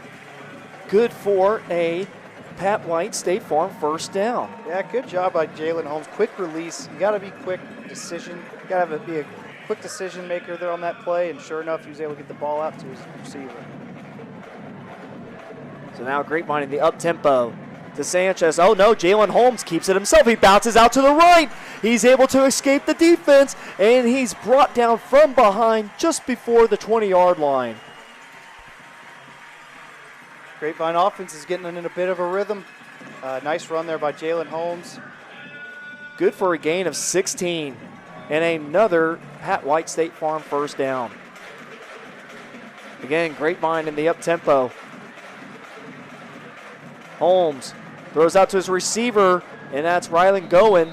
And I think that ball might have actually been behind the line of scrimmage, and that's what the coaching staff of the Wolverines is yelling about, which means that ball actually would be a few yards behind where the pass was thrown originally. Yeah, it looks like the ref's is marking the ball, the line of scrimmage back a few yards, so that looks like they're going to call that a live ball. I know. Head coach Chan Isom is definitely wanting those 5 yards back, entering his 4th year as a head coach, 24-12 overall. He's coached at Wakeland High School since 2008, was assistant head coach for 5 seasons. He's finished 3rd place in the district for the last 3 years. And now we're going to go ahead and get a timeout by Grapevine, and we'll take one ourselves here with our score 21-9, but Grapevine is driving here at Mustang Panther Stadium. Shop Stacy Furniture and Design, the family-owned furniture store that North Texans trust for the best selection of quality furniture. Our showrooms are curated with a sharp focus on design, like this new, beautiful 3-piece sectional. New collections are arriving daily. With our price match guarantee, you can always rest assured that you will never overpay for furniture from Stacy's. Our family's commitment to offering the best in quality, style, and affordability is truly what sets us apart. Remember, you're shopping at Stacy's, you're shopping with family, and you're not burning money.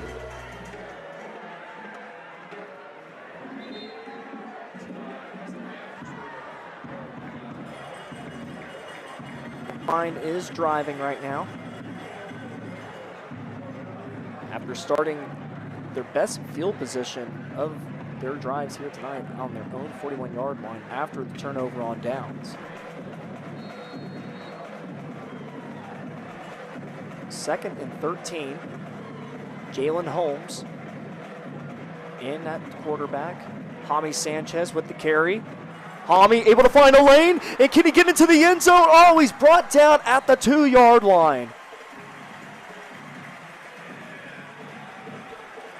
So Jaime Sanchez with a 24-yard rush. It looked like there he had pay dirt. Yeah, he sure did. He turned on the Jets, got them right down on the 3-yard line. Looked like he was going to cross the goal line, but able to get him down right short. But great run. And sets up this Grapevine offense. They're going to say he's down at the 3, so 1st and goal for the Mustangs. Give it back to Sanchez, who plunges forward. It's going to be close. They're going to say touchdown. Jaime Sanchez with his first touchdown of the season. Jaime Sanchez with the second effort to get that across. What a job by Jaime there, Jaime Sanchez. And, you know, you got to go back to the tempo that this offense has, getting right back on the ball and kind of, you know, wears down that D-line. Now Cade Moreland with the extra point. Ball is spotted, kick is away. And the kick is good.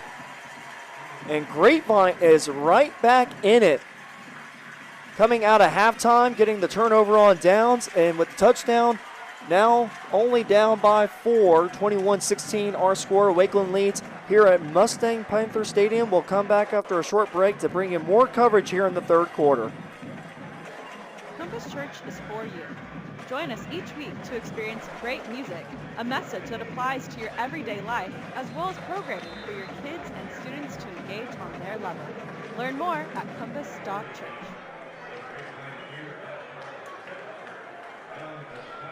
Mustang Friday Night is proudly presented by the Grubbs family of dealerships. And we welcome you back to Mustang Panther Stadium. That scoring drive for the Mustangs started on their own 41-yard line after causing the turnover on downs from the Grapevine defense. It was a 4-play drive that ended up in a 3-yard touchdown run by Jaime Sanchez, 5'7", 175-pound senior, who already matches his total touchdowns from last year. Yeah, can't ask for a better start to the second half if you're Grapevine. So now it's the Wolverines. It's Grayson Meyer, who is tackled just past the 20-yard line. Great kickoff coverage by Grapevine. And that was Chase Carter not only doing work on offense, but also on special teams tonight. Yeah, absolutely. You got to think that was a point of emphasis in the locker room at halftime. You know, it starts with the special teams, and they've made the proper adjustments on these last 2 kickoffs. So now for Grapevine, they have a little bit of momentum. The student section definitely jazzed up a little bit here on their side.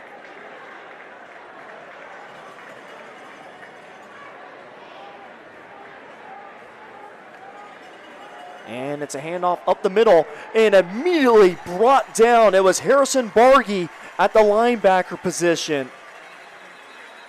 The 6'2", 220-pound senior making his presence known. Yeah, Bargy with the big hit there on the running back, just setting the tone early in the second half. And we might have someone shaken up just a bit from the Wolverine side. And with that, we'll take a timeout ourselves. With 7:41 left in the third quarter, our score 21-16, Wakeland leads.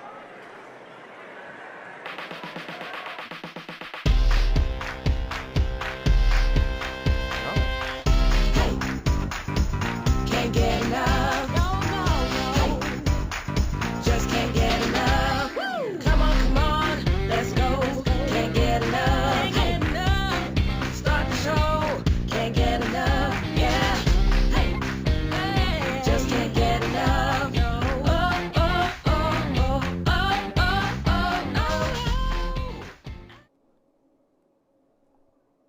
And we bring you back to Mustang. American Power. Texas Drive. Classic Chevrolet. #1 in the world. Limited time. A special selection of new Chevys. More than anyone. All priced below market value. Plus, pre-owned values are up again. We're paying top dollar for trades. You could upgrade to a lower payment. Get started now at ClassicChevrolet.com.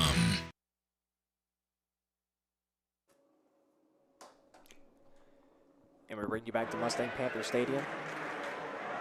DJ Summons, who is able to walk off a little bit of assistance there to the sidelines. One of the wide receivers for the Wolverines.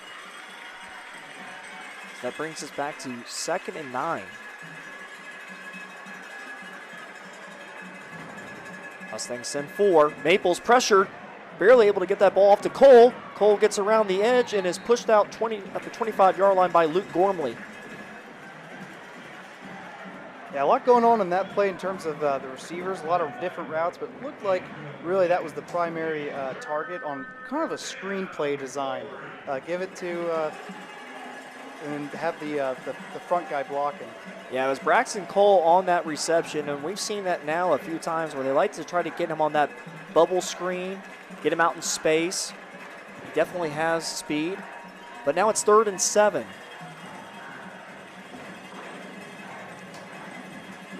And here comes the pressure, and Maple's able to spin away, but no, he is eventually brought down for the sack. Sack made by Jake Cockrum. The 6'3", 240-pound senior, tough, hard-nosed kid who is going to get a lot of minutes this season starting on that defensive line. Yeah, good job there, keeping the dangerous Jaden Maples in the pocket and not letting him get too far out and making a big play. Well, a lot of physicality that Grapevine showed there on that defensive stop. Oh, and the bunt is blocked. The ball's over the air, and it's picked off by Grapevine. Touchdown, Mustangs.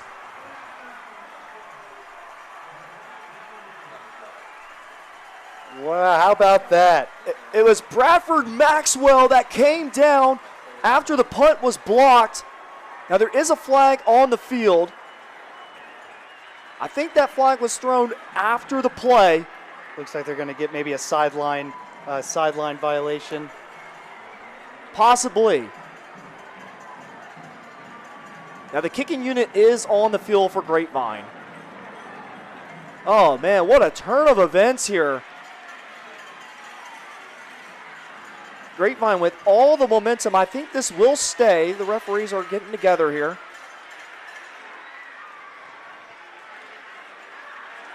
Unsure. Usually they throw out a warning before the flag, so I'm unsure maybe if there was already a warning sent out. But usually give the sideline a warning and then the flag. But let's see what the call is.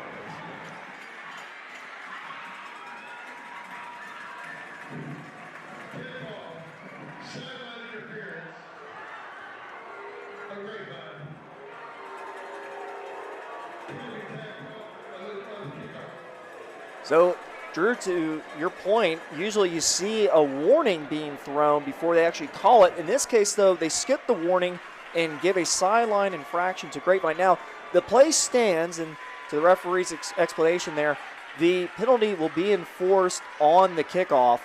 But for Grapevine, you got to be feeling really high right now. I mean, you talk about, we're mentioning about the physicality that defense was showing, and then leading into the punt block, and that ball hopping up like a hot potato into the hands of Maxwell in for 6. And now Grapevine wants to go ahead and maybe bring out their offense here for what would be trying to go up by 3 with a possible 2-point conversion.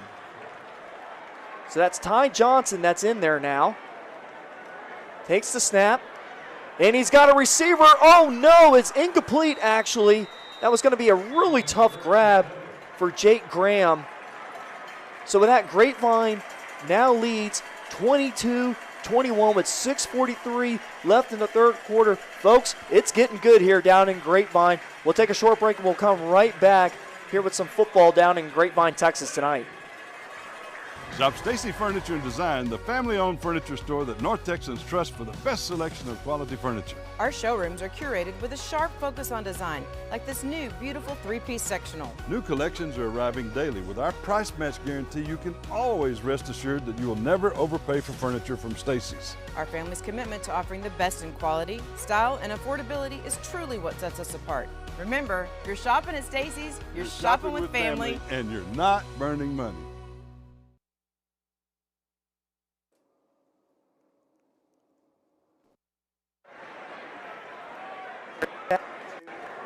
Mustang Stadium, where Grapevine now gets its first lead of the night, up 22-21.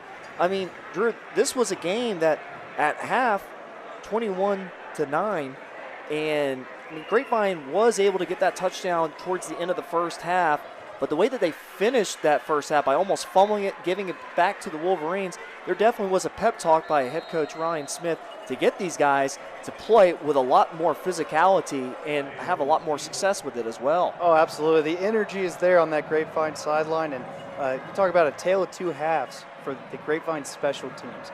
They are the ones that are leading the charge on the special team side of things. So Cade Moreland had to kick that ball 15 yards back due to the sideline infraction, but credit the kickoff coverage for Grapevine, bringing down Lucas Magnum at just past the 35-yard line. Tackle made by Dalen Collins. Dalen Collins, not the biggest guy on the field, but it doesn't matter. You know, head coach Ryan Smith said that he plays a lot bigger than who he is. He's a transfer from Louisville, and he plays technically sound. We saw him earlier in the first quarter make a nice play pushing the receiver out of bounds, so he's been all around the football here tonight.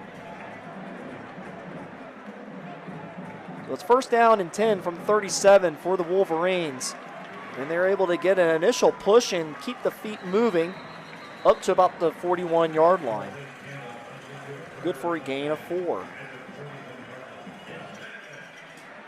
Yeah, good job there by Dalen Collins there on that kickoff return. Keeping your lane, that's going to be the most important thing about the kickoff.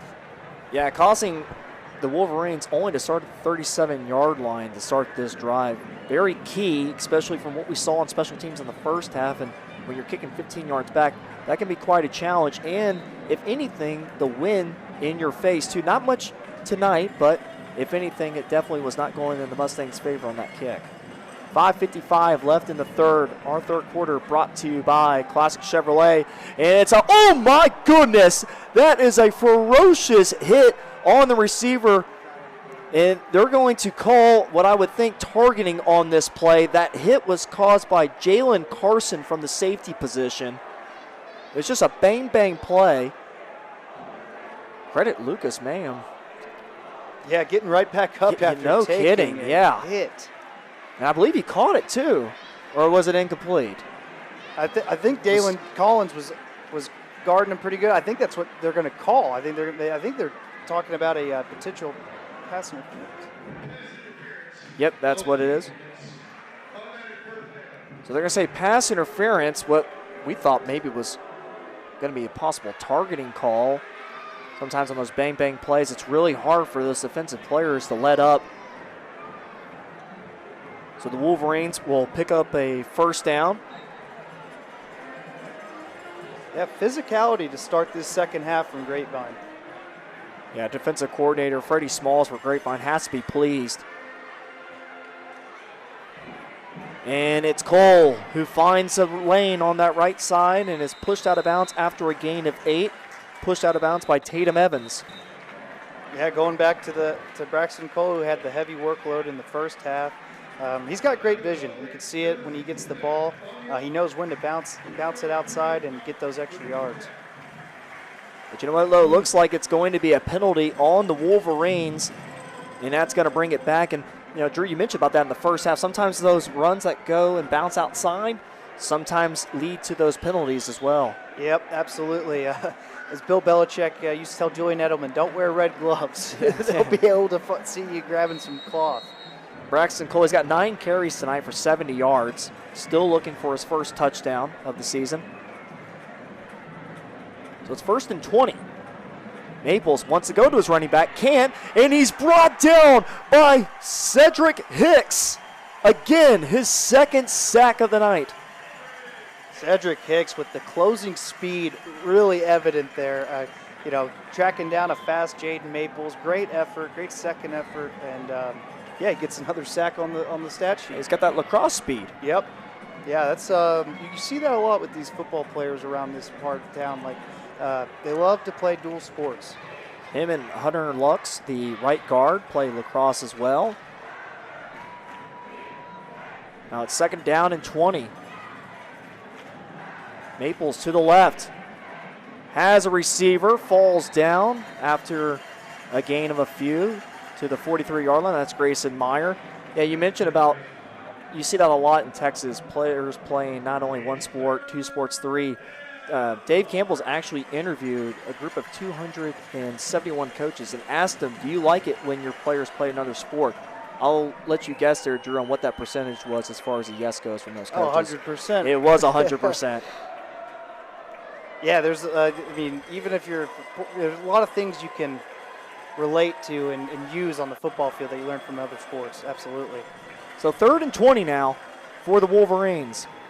Maples has time, wants to go deep, and it's almost intercepted into the waiting hands of Jalen Carson, but just wasn't able to come down with it. The intended receiver was Lucas Magnum.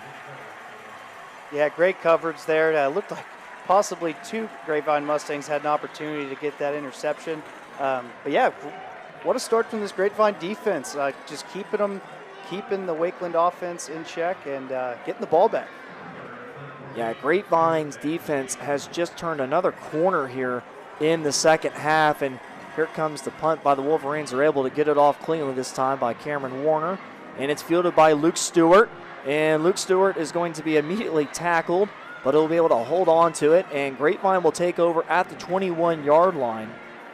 And now we'll finally get to see this Grapevine offense with 4:01 left in the third quarter.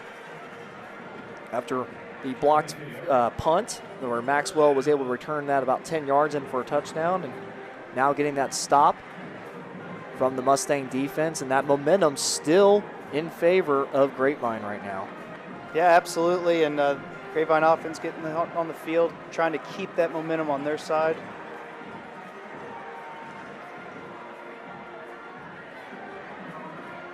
So now it's Ty Johnson at the quarterback position. We've seen a rotation between him and Jalen Holmes.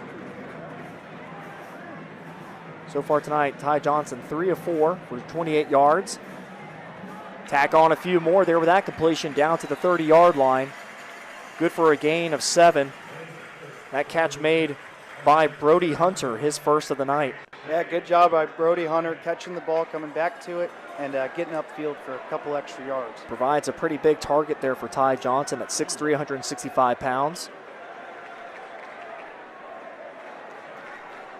Now the playbook is open on this 2nd and short. Take a shot or run it down the middle.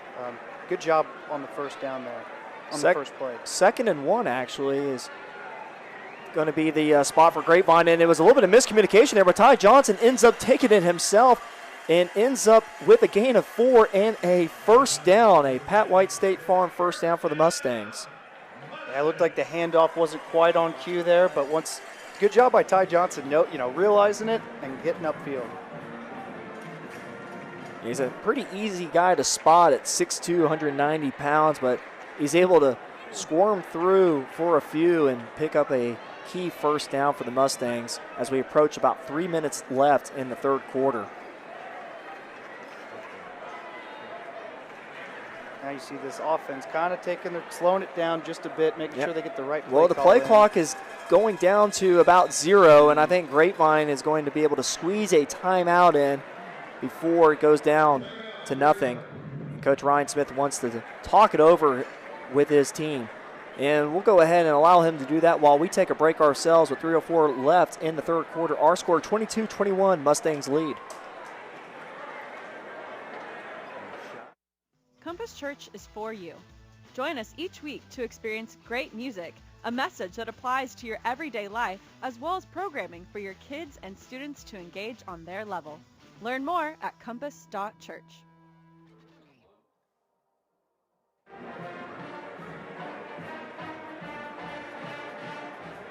Welcome back to Mustang Panther Stadium. We talked to head coach Ryan Smith this week, and we asked him about the quarterback room. And so far here tonight, we've seen Jalen Holmes, we've seen Ty Johnson. Heck, we've even seen Cooper Tower throw a pass as well. And he answered our question about how that room is by making sure that everyone eliminates their ego and plays together as a team. We've seen that here tonight. Yeah, it's benefited this Grapevine offense because the Wakeland defense has to kind of deal with 2 quarterbacks and, totally unselfish players. 1st and 10. It's Jake Graham for 2. Jake Graham already with 1 touchdown tonight. Coming up on over 70 yards rushing.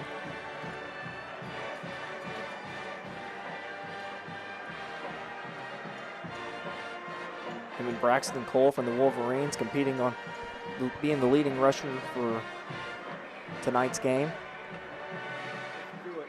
2nd and 7. Jake Graham stays in the game. Brady Kay's in motion. And looks like Ty Johnson might have an open receiver and Luke Stewart. And there might be a pass interference call, and I think that's what we're going to get here. The ball was a little underthrown, but I think the reason why is Ty Johnson took a little bit of a hit, and he's having a little bit of a challenge getting up right now. He's able to get up on his own 2 feet. As Luke Stewart tried to come back to that ball, and in the meantime was almost tackled by the defense before that ball was able to reach to his hands.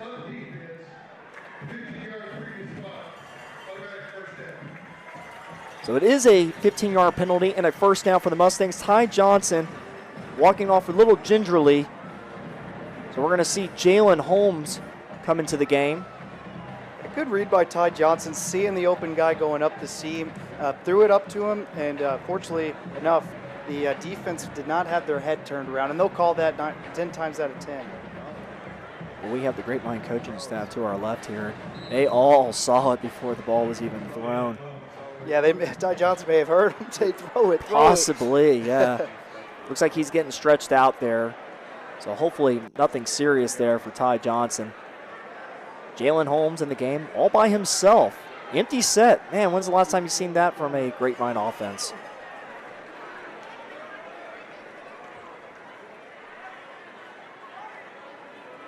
Holmes wants to go ahead and take off by himself. Runs into a couple of Wolverines for a gain of 3. Yeah, you see again with this offense formation, empty set, good play design, spreads out the defense.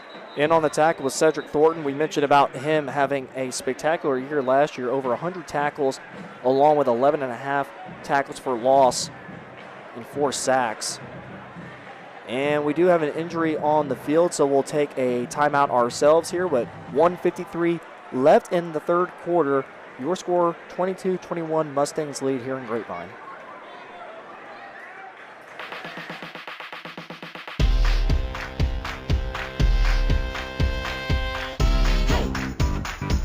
Can't get enough. No.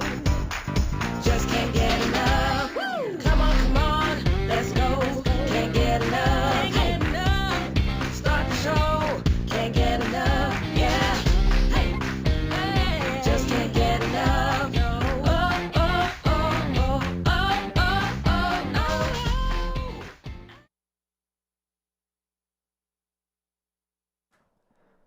And we bring you back to Mustang Panther Stadium where it's 2nd and 7.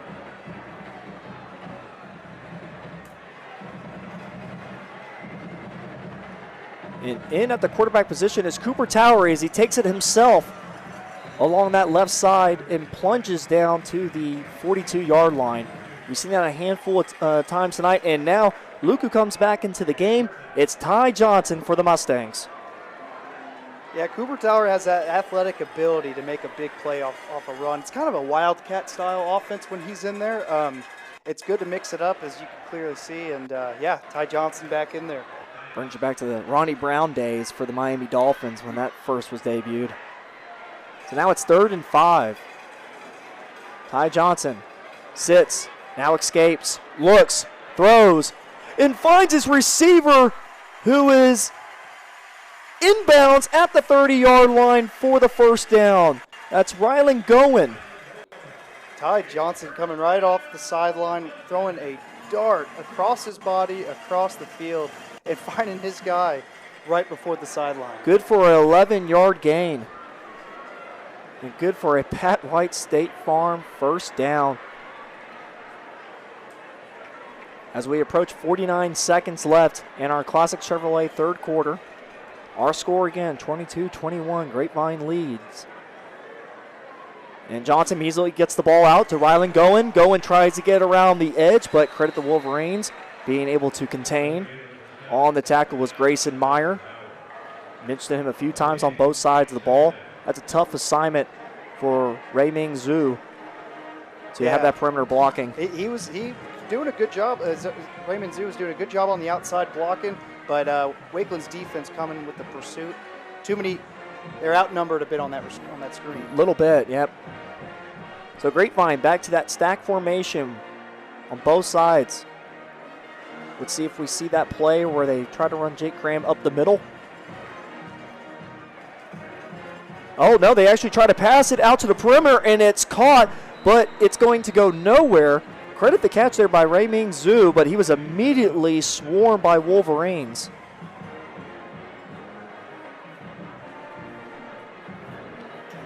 So with that actually brings us to the end of the Classic Chevrolet third quarter. Your score after 3, Mustangs lead 22-21. We'll take a short break and then come back with fourth quarter action here in Grapevine. American Power. Texas Drive. Classic Chevrolet. Number 1 in the world. Limited time. A special selection of new Chevys. More than anyone. All priced below market value. Plus, pre-owned values are up again. We're paying top dollar for trades. You could upgrade to a lower payment. Get started now at ClassicChevrolet.com. Mustang Friday Night is proudly presented by the Grubbs family of dealerships.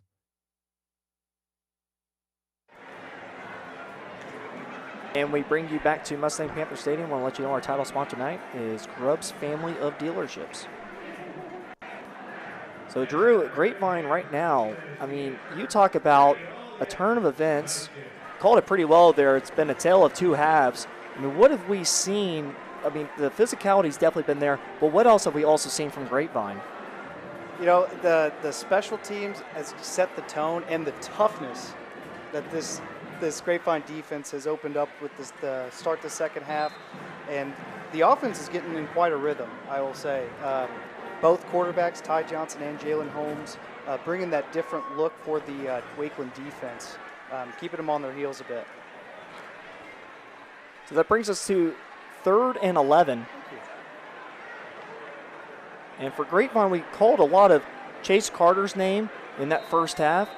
He was the leading receiver for the Mustangs at half. Haven't called much of Luke Stewart yet. Has made a couple of nice grabs. Jalen Holmes is the quarterback. Holmes sits in the pocket and has a receiver down at about the 11, and it's caught. Rylan Gowen with the clutch catch for a first down. Rylan Gowen with the great catch on the corner route. Turned around, the ball was already coming in the air. He's made the adjustment. What a grab, and what an effort by Jalen Holmes getting that ball out. Good for a 21-yard reception. Jalen Holmes stays in the game. He's got Jake Graham behind him. Receivers are stacked. Holmes trying to draw the defense off sides. Hands it off to Graham. Graham runs forward down to the 4-yard line. 2nd and 2 upcoming. Yeah, well, what we're seeing out of this Grapevine offense is well balanced.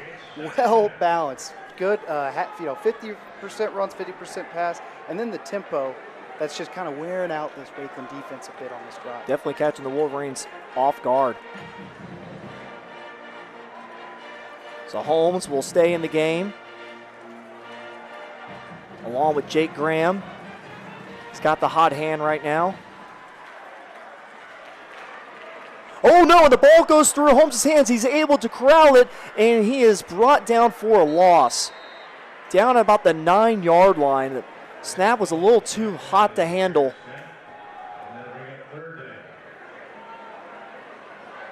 So that's going to bring up 3rd and about 7.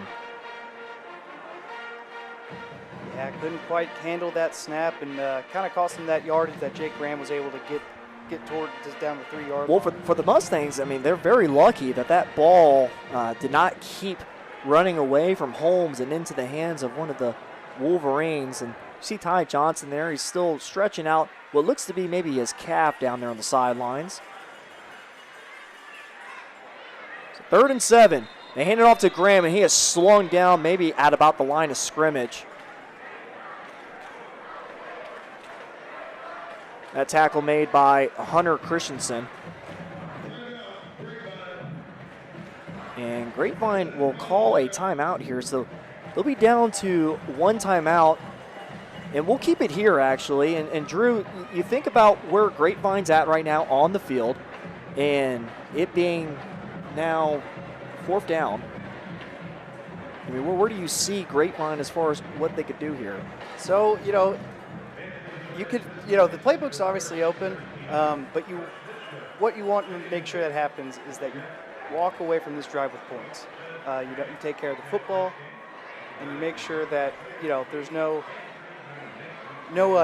errors on the offensive end. Well, that's a good point. But you know what? I think what happened here, now that we look and see the end result here, I think actually Grapevine was able to get that timeout in before the play was drawn.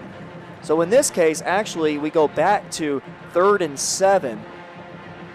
Because I definitely think Grapevine would definitely want to redo after what that play looks like right after they got that timeout in. Yeah, absolutely. They're going to get another shot at it. So Jalen Holmes in the shotgun. He's got Rylan Goen as its inside receiver. He looks that way. Goen in the corner of the end zone. And the ball is just over his outstretched arms. Good coverage there by the Wolverines. That was Preston Lowry. Yeah, absolutely, and great play call going to the flag route, showing faith, showing some confidence in Jalen Holmes' throwing ability there. Just couldn't quite connect. Well, and the only person that was going to really come down with that ball would be possibly the receiver in this case, too.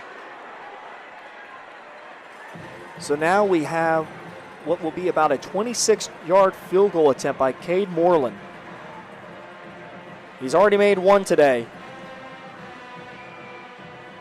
That was from 32.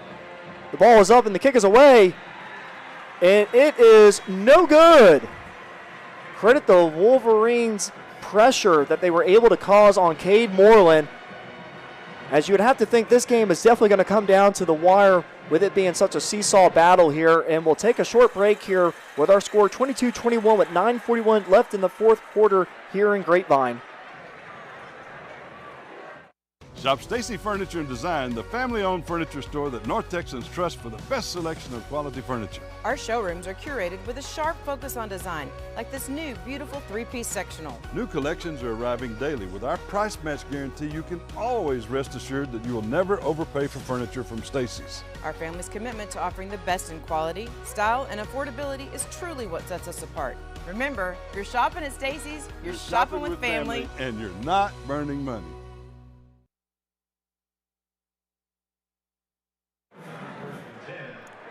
And we bring you back to Grapevine where a missed field goal attempt by Cade Moreland. Now that drive started on their own 23-yard line, and it was a 13-play drive, but no points.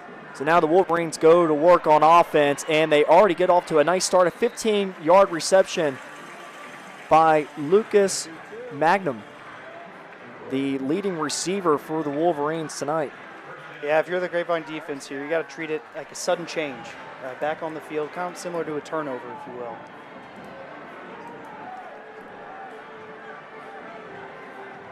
So let's see if Grapevine wants to bring some pressure. They bring 4. Maples out to the flats to Cole. And Cole is brought down immediately. Tackle made by Cooper Towery. Cooper Towery showing his athleticism there. Running sideline to sideline to get the ball carrier for a minimal gain.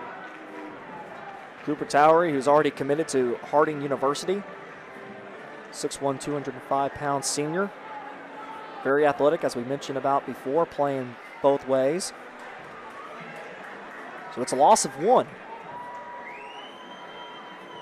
As we approach 9 minutes left in the 4th quarter. Our game brought to you by Grubb's Family of Dealerships. And it's a handoff to Cole. Cole able to find a lane up the middle of the field. Can he outrun the rest of the defense? And he's brought down at the 6-yard line. Braxton Cole with his biggest run of the night. Eventually brought down by Dalen Collins. Yeah, he was able to get to the second level of Braxton Cole and just get to the second level and run past those safeties to where the safeties were having to chase him. Braxton Cole now goes over the century mark tonight. Good ball security by Braxton Cole there, because Dalen Collins was coming right behind him and going for that football. Liam Terry subbed in at the linebacker position. No, I apologize, at the defensive end.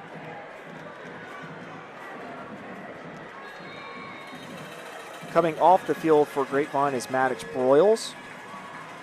A little hampered. Walk off on his own power.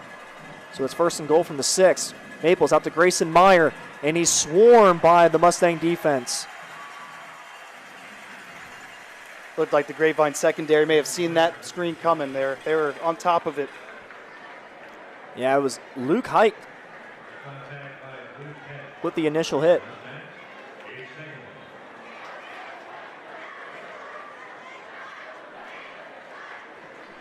So now it's 2nd and goal, and they actually are going to put him back a yard. So 2nd and goal from the 7.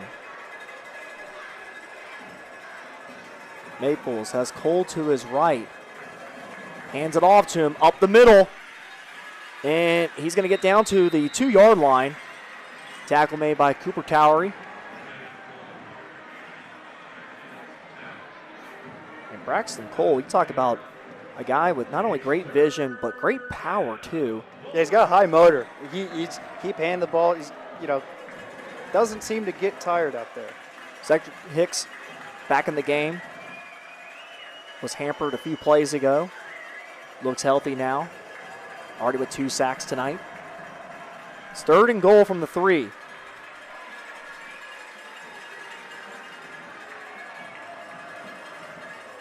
Maples rolls to his right.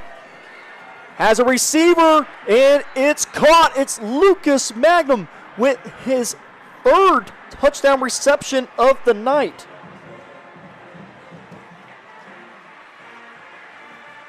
Yeah, good call by the Grapevine offense. I mean, the Wakeland offense there, getting Jaden Maples on the run, where he's obviously very comfortable with, and then finding his guy Lucas Magnum for the 3rd touchdown of the night. Well, I take that back. It was actually his 2nd, but still, though, you talk about Jaden Maples, that's his 4th touchdown pass of the night. Yes.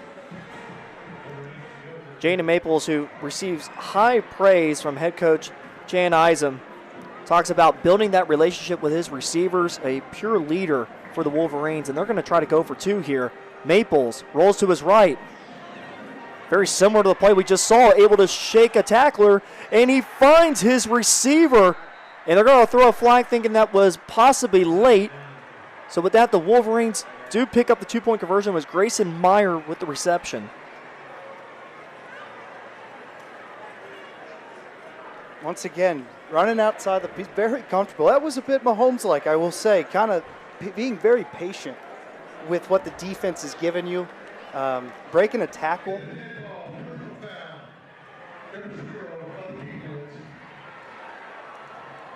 So with that, 2-point conversion is successful, and the penalty is the late hit. Yeah, we'll keep it here. I mean, we talked about the success that Maples has, and talking to the head coach, Isom, over there at Frisco Wakeland, he mentioned about he can make any throw, and he's not afraid of taking the ball and making those quick, tight window throws as well on the move. And we've seen that a few times here tonight. He's just very poised. I mean, this is a senior who replaced Brennan Meyer back in 2024, who was a district MVP and one of the best quarterbacks in Wakeland history. He threw for about 9,000 yards and 99 touchdowns in 3 years was Brennan Meyer. So to fill in those shoes last year had to be pretty tough, but the way that he progressed throughout last season to where he's at right now is pretty impressive. Oh, it is, and it starts with the decision-making on his end. Making the right reads and throwing the ball where it needs to go. And you could tell they practice a lot with the scramble drill. The receivers know where to go, and he's able to be patient and find his guy. Well, when you have athletic receivers like that, you can definitely have that option. So the Wolverines actually going to kick this ball off on Grapevine's side due to the penalty that happened at the end of the play with the late hit. So Cameron Warner has an opportunity here. If the Wolverines want to get aggressive and maybe have an onside kick opportunity, they could do that. And if they don't recover it, they're still not giving up that much of a field advantage to Grapevine. Yeah, might as well keep it on the ground. Not a bad idea. And Wolverine said, I'm not going to listen to Mason whatsoever, and we're going to kick that into the end zone. And with that, there'll be a touchback, and Grapevine will take over.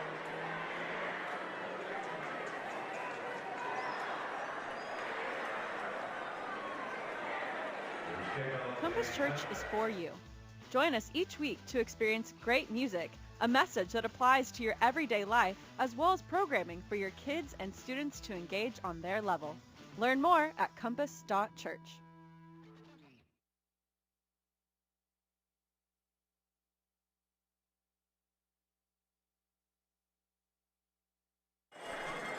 And we bring you back to Mustang Panther Stadium with former Grapevine wide receiver Drew Doherty. I'm Mason Doherty, our producer tonight, Zach Jones.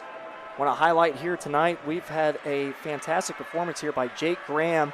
And actually, speaking of the offense, though, Jalen Holmes is able to find Chase Carter, who has made a name for himself here tonight as he picks up 12 and a Pat White State Farm first down. Now, there is a flag on the play near where Jalen Holmes threw that ball.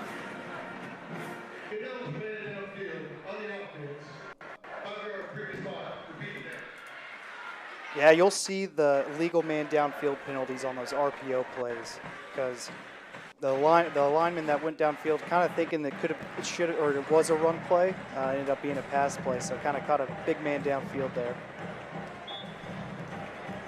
So now it makes it 2nd and 15.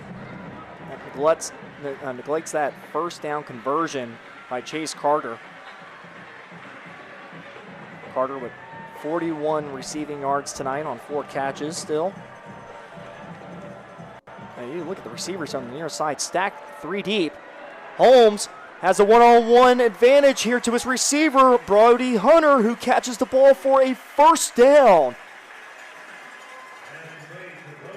Jalen Holmes on the money there with that throw to Brody Hunter. Good for a 17-yard reception. Brody Hunter, we talked about, 6'3", 165 pounds. Definitely gives a target for Jalen Holmes to hit.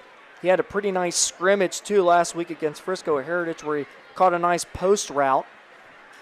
The defense has to pay so much attention to that formation with 3 receivers stacked. He hit the weak side post. Again, 3 receivers stacked on the near side. This time they want to go that way, and it's Rylan Goen who double clutches and is able to bring down the ball and pick up a gain of 6. Well-executed screen pass. That's what the Grapevine offense wants on first down. It's just as good as a 7-yard run, 6-yard run. Rylan Goen now approaching about 70 yards receiving tonight, leading the way for the Mustangs. Coach Smith talked about his goal is try to get everyone involved in this offense, all the way up to 10 guys if he can. So far tonight, it's been 5 receivers that have gotten to the action, along with their running backs, Jake Graham and Jaime Sanchez. So 2nd and 3. And there looks to be a false start penalty on Grapevine, so that will now bring it 2nd and 8. Talk about week 1 mishaps. Right now for Grapevine, that is their 7th penalty of the night, totaling 55 yards. Yeah, Coach Smith is going to want to get that cleaned up. But like you said, with the receivers, how many different receivers have caught the ball, that's what this offense brings. The opportunity for different options every play. 2nd down and 8, approaching about 5 minutes left in our ball game. It's been a great one. 2 receivers stacked on that near side. And Holmes able to barely just get that ball away to his receiver. That was Rayming Zhu. Rayming Zhao with the reception. We've seen that a few times here tonight as well, just finding that soft spot in the defense. Absolutely, and it sets up a manageable 3rd down. Rayming Zhao, a 5'8", 155-pound junior. So it's 3rd and 3. Sanchez, no, it's Holmes that keeps it on the late read option, and he's all the way down inside the 35-yard line. A little Houdini from Jalen Holmes there with the late pull. I think all 11 thought it was going to Jake Graham, or Hahi Sanchez, I should say. And, yeah, what an effort. Yeah, great disguise. There's a 41-yard gain for Jalen Holmes. And I think that goes back to that read option offense that he was in last year. A lot of experience with the read option, being comfortable, keeping the ball, running it himself. Looks very poised back there. Now Sanchez up the middle, hurdles a man. And it's going to bring up 2nd and 3 with that 7-yard gain. Great run by Hami Sanchez there on first down. Getting it to 2nd and short. Allows the offense to really, like I said, open the playbook and really pick your best play and how you want to attack this defense. Well, we talked about players that were successful in the scrimmage last week against Frisco Heritage, Brody Hunter being one of those players, and Hami Sanchez having some big runs in that scrimmage as well. 2nd and 4. Holmes draws back, has time, wants to look downfield. There is a flag in the backfield. Holmes will scamper out of bounds at the 20, but I think this one will be coming back due to a hold.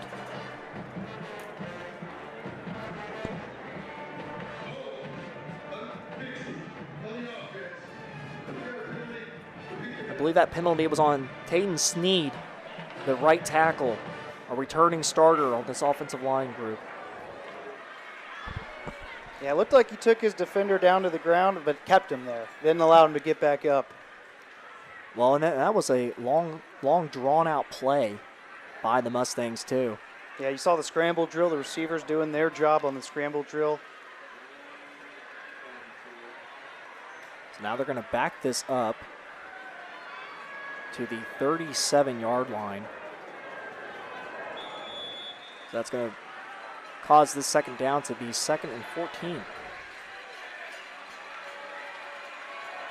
Holmes rolls to the right, wants to go downfield, has a receiver, caught at the 15-yard line.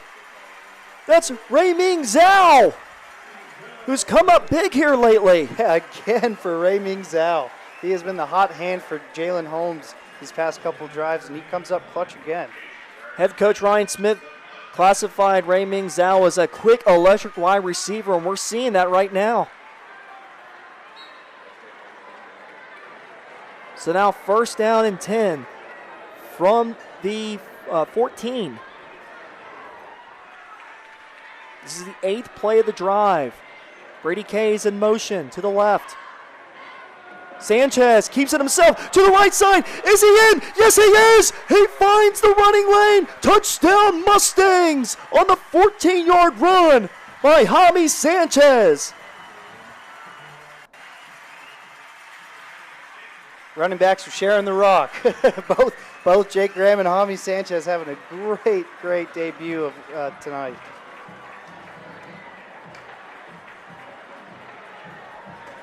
So for Hami Sanchez, he gets in on the action.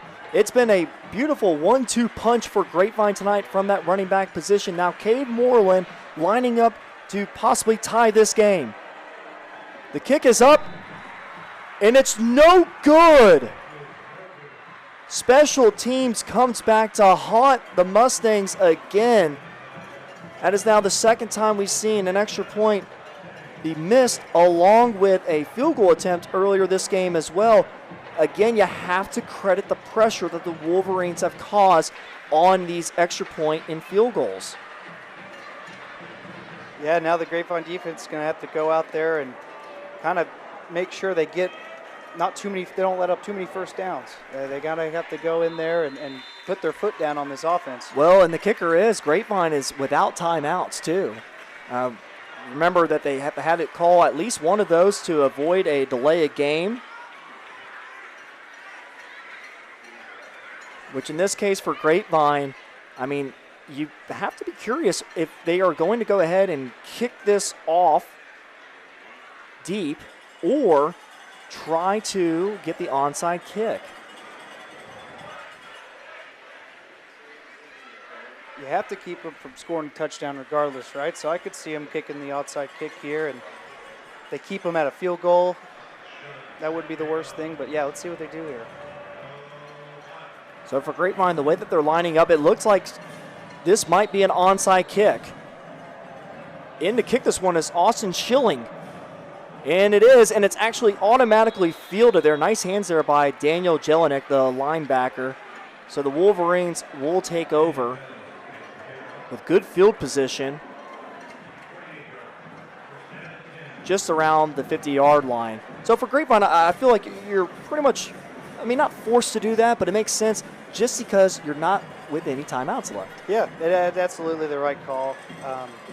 You got to get a stop no matter what. You can't let them score a touchdown, so might as well play the odds there on that outside kick.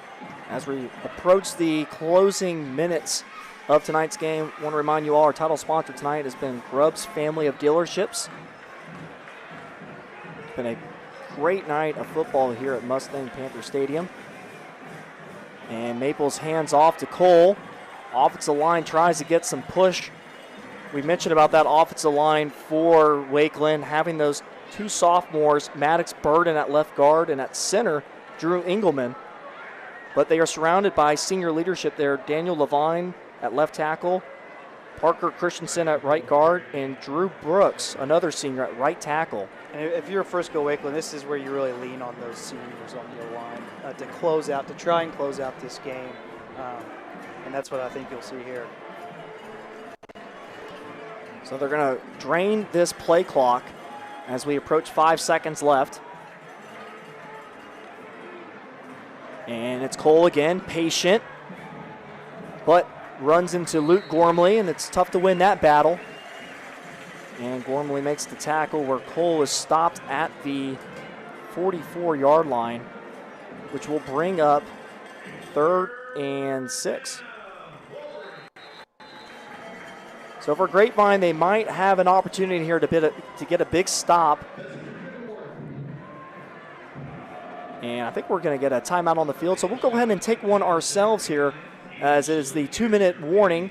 And with our score 29-28, Wakeland leads. Take a short break and come right back to finish off this fantastic game down here in Grapevine. American Power. Texas Drive. Classic Chevrolet. #1 in the world. Limited time. A special selection of new Chevys. More than anyone. All priced below market value. Plus, pre-owned values are up again. We're paying top dollar for trades. You could upgrade to a lower payment. Get started now at ClassicChevrolet.com.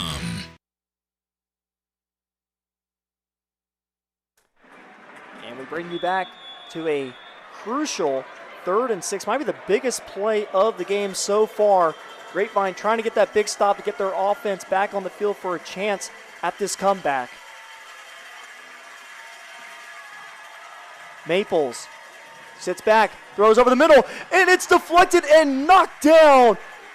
Excellent play made by the Grapevine defense. That was Cooper Towery with the deflection.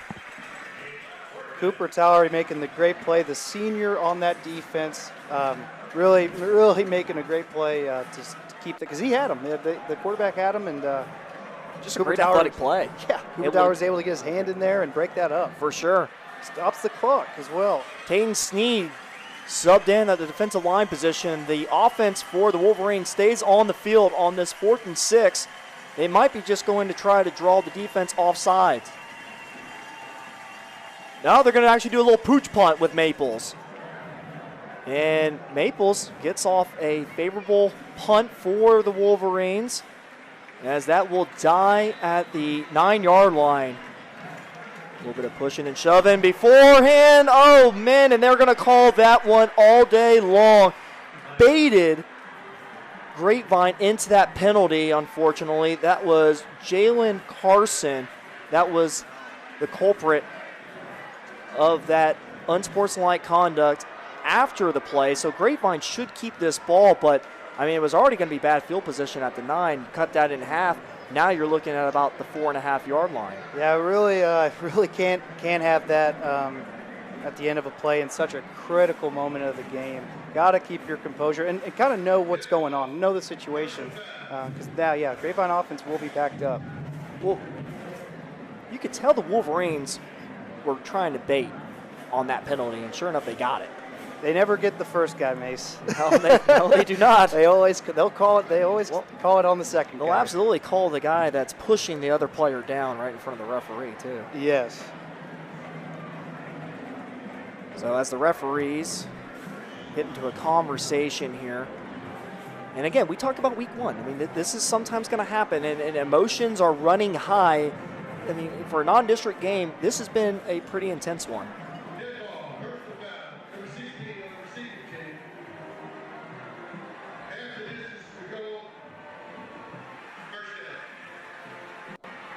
So with that, Grapevine is going to have to compose themselves here. They have 1:45 left, down by 1, no timeouts left.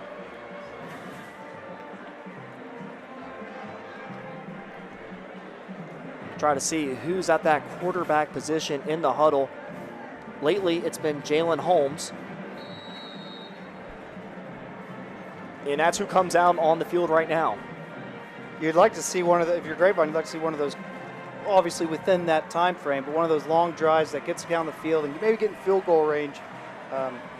Give Moreland a shot. What we talked about in the pregame, when we saw Moreland down kicking balls, his distance looked to be about 46 yards. And so now a quick pass to Luke Stewart, and the ball is knocked out of his hands. I think they're going to call that incomplete, though, and they will. Yeah, well, good job by the rep there, honestly, making that call, because no instant replay or challenge here, and those are definitely judgment calls that you see almost every football game. In the vicinity of that play was Dallas Preston, the junior linebacker, first-year starter. Now, we do have an injury on the field, so we'll take a quick timeout here with 1:40 left in the fourth quarter in Grapevine. Our score, Wolverines lead 29-28. Shop Stacy Furniture and Design, the family-owned furniture store that North Texans trust for the best selection of quality furniture. Our showrooms are curated with a sharp focus on design, like this new beautiful 3-piece sectional. New collections are arriving daily. With our price match guarantee, you can always rest assured that you will never overpay for furniture from Stacy's. Our family's commitment to offering the best in quality, style, and affordability is truly what sets us apart. Remember, if you're shopping at Stacy's, you're shopping with family. And you're not burning money.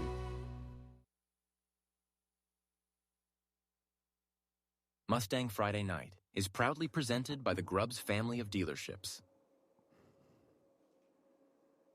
Back to Mustang Panther Stadium, where unfortunately Andres Garcia will have to walk off the field on his own power here, which is encouraging, but he's one of the leaders on this O-line crew, according to head coach Ryan Smith. Always has a chip on that shoulder, a little bit more of an edgy guy, likes to play physical. As he's walking it out there on the sidelines, encouraging to see. So in to take his place now, that left guard position is 6'1", 255-pound senior Logan Scott. Although that last play incomplete pass, no yardage gain.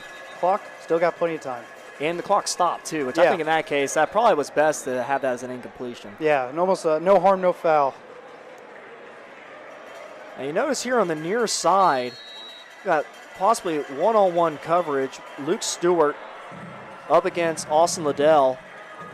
See if Grapevine wants to go that way. Holmes does. He hurls it deep to the sidelines, and it's out of the outstretched arms of Luke Stewart. So Holmes did want to go that way, but you know what, credit though the Wolverines, they made it seem like it was going to be just one-on-one coverage, but they brought that safety immediately over as well. Yeah, they had the safety help there from Grayson Meyer.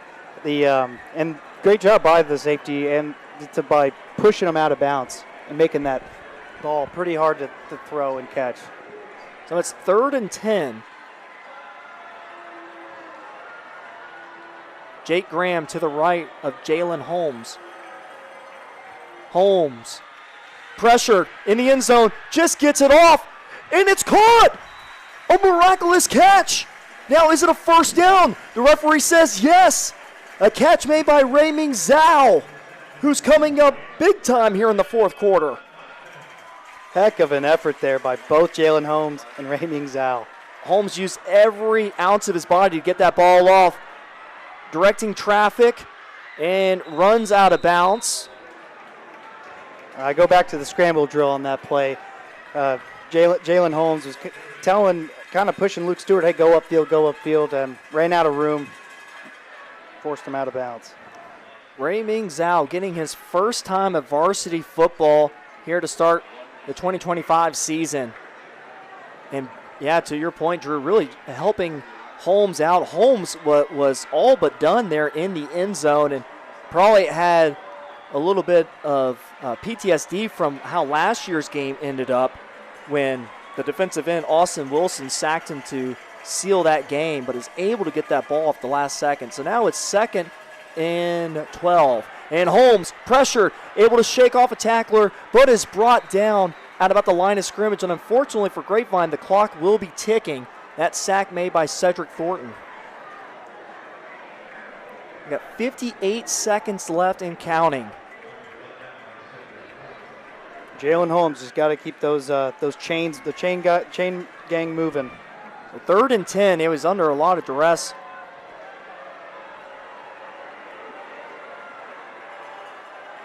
Holmes has time, sits, now escapes, throws out to Jake Graham. And Jake Graham smartly runs out of bounds, and now will make this a more suitable 4th down play. Yeah, absolutely. Way to heads-up play there by Jake Graham running out of bounds, stopping the clock. A lot of poise by a sophomore. Yeah, absolutely.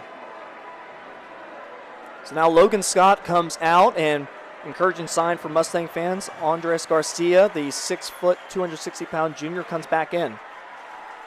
Coach Smith always described him as a guy that never backs down. Clearly, you can see it there coming back from that injury. So now it's 4th and 6 for the Mustangs. Biggest play of the night. Holmes picks up the snap. Tries to find an open receiver. Still looking. Finds a receiver. It's caught at the 30. Down at the 32-yard line. That's Rylan Gowen. And that's going to stop the clock briefly till they set the ball. It is a Pat White State Farm first down for the Mustangs. They're in that double stack formation now. Holmes looking deep. Now wants to take it himself and smartly runs out of bounds. So that cuts it down to a 2nd and 5 upcoming with 9 seconds left. Now that is the biggest problem right now because, of course, Drew, you got to think at some point you got to get into that field goal territory, but there's a lot of yards in between. Yeah, you're going to see the defense playing the sidelines here. Obviously don't want to let up a big play, but, yeah, they're going to want to keep Grapevine inbounds and keep that clock going. Jalen Holmes just letting it all out tonight.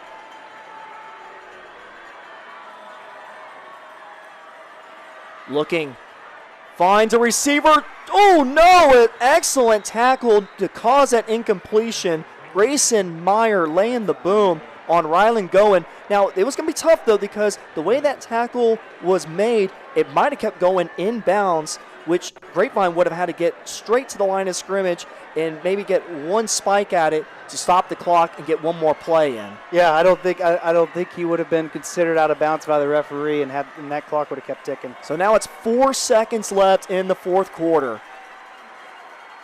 Grapevine with 63 yards to go. They want to get in the end zone, but at least maybe they can get field goal position here. Holmes wants to let it go deep, hurls it into the night, and it's batted down, incomplete. And the Wolverines will come away with the victory.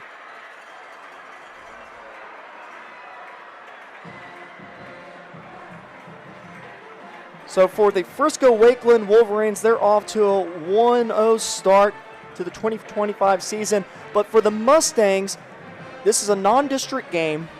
Of course, it doesn't have implications for playoffs, but here in this case, you learn a lot. And I think if you watch a lot of that second half tape, there's a lot of encouraging things that you can come away with this game. Absolutely. If you're Ryan Smith, you got to be pretty pleased with how these guys came out and played tonight. You know, like we said, it's a new era in Grapevine, and this team, you could tell they've been working on their identity since spring ball. Very tough group, gritty group, and they don't back down. Yeah, well, Coach Ryan Smith talked about building an identity with his offense, and right now they have moved a step forward in that identity, I would have to say, compared to last season, and that defense about execution and a lot of physicality, which we, again, saw a lot of here tonight, especially in that second half. Yeah, the second half started with a boom with that special teams at Grapevine, and then Cooper Towery setting the tone with big hits to start that second half as well. But yeah, like I said, you gotta watch the tape on this, and obviously you gotta fix the penalties. The penalties cost them, but yeah, just getting on a quicker start. Quicker start, clean it up a bit, absolutely. Things that you probably find yourself saying a lot as a coach in week 1 of a football season. Well, our player of the game from the Grapevine side, I would have to think Jalen Holmes would have to be in that running there. But, I mean, you think about it, looking at the stat sheet, it's pretty well balanced. I mean, you got Jalen Holmes, who was 11-17 for 115 yards, gutsy performance by him, but he also was assisted by Ty Johnson, who was hampered a bit later in that game, and it was 8 of 9 for him to finish off with 67 yards. And Jake Graham leading the rushing attack with 16 carries for 70 yards and 1 touchdown. I want to give credit to Javi Sanchez. He actually had 2 touchdowns here tonight, which for him actually doubles the amount of touchdowns that he had from last season. Yeah, you got to be excited about that. Just shows you what capabilities this new offense has, and the opportunities. You get excited as a player learning this offense and implementing this offense because of the opportunities to make big plays that you're going to have. So we're going to see more of that coming down this throughout the season. And, yeah, it's good stuff from the Grapevine offense and defense. Finishing up on stats here tonight, Rylan Gowen was the leader of receiving for Grapevine with 7 catches for 70 yards. Well, for Grapevine, again, they come out with the loss here tonight, but absolutely some positive things to take away from this. The Wolverines, a gutsy performance, able to put the clamps when it mattered at the end of this game. Well, Grapevine next week will be taking on Birdville before district play starts after that. We want to thank everyone for tuning in here tonight. I've been with Drew Doherty, who's a former wide receiver for Grapevine, providing us a lot of great insight here tonight. And want to give kudos to our producer, Zach Jones, too, keeping us sounding great here on the mics. And with that, we hope you all have a great night. And our final score here from Grapevine, 29-28, Wakeland leads and wins. Y'all have a good one.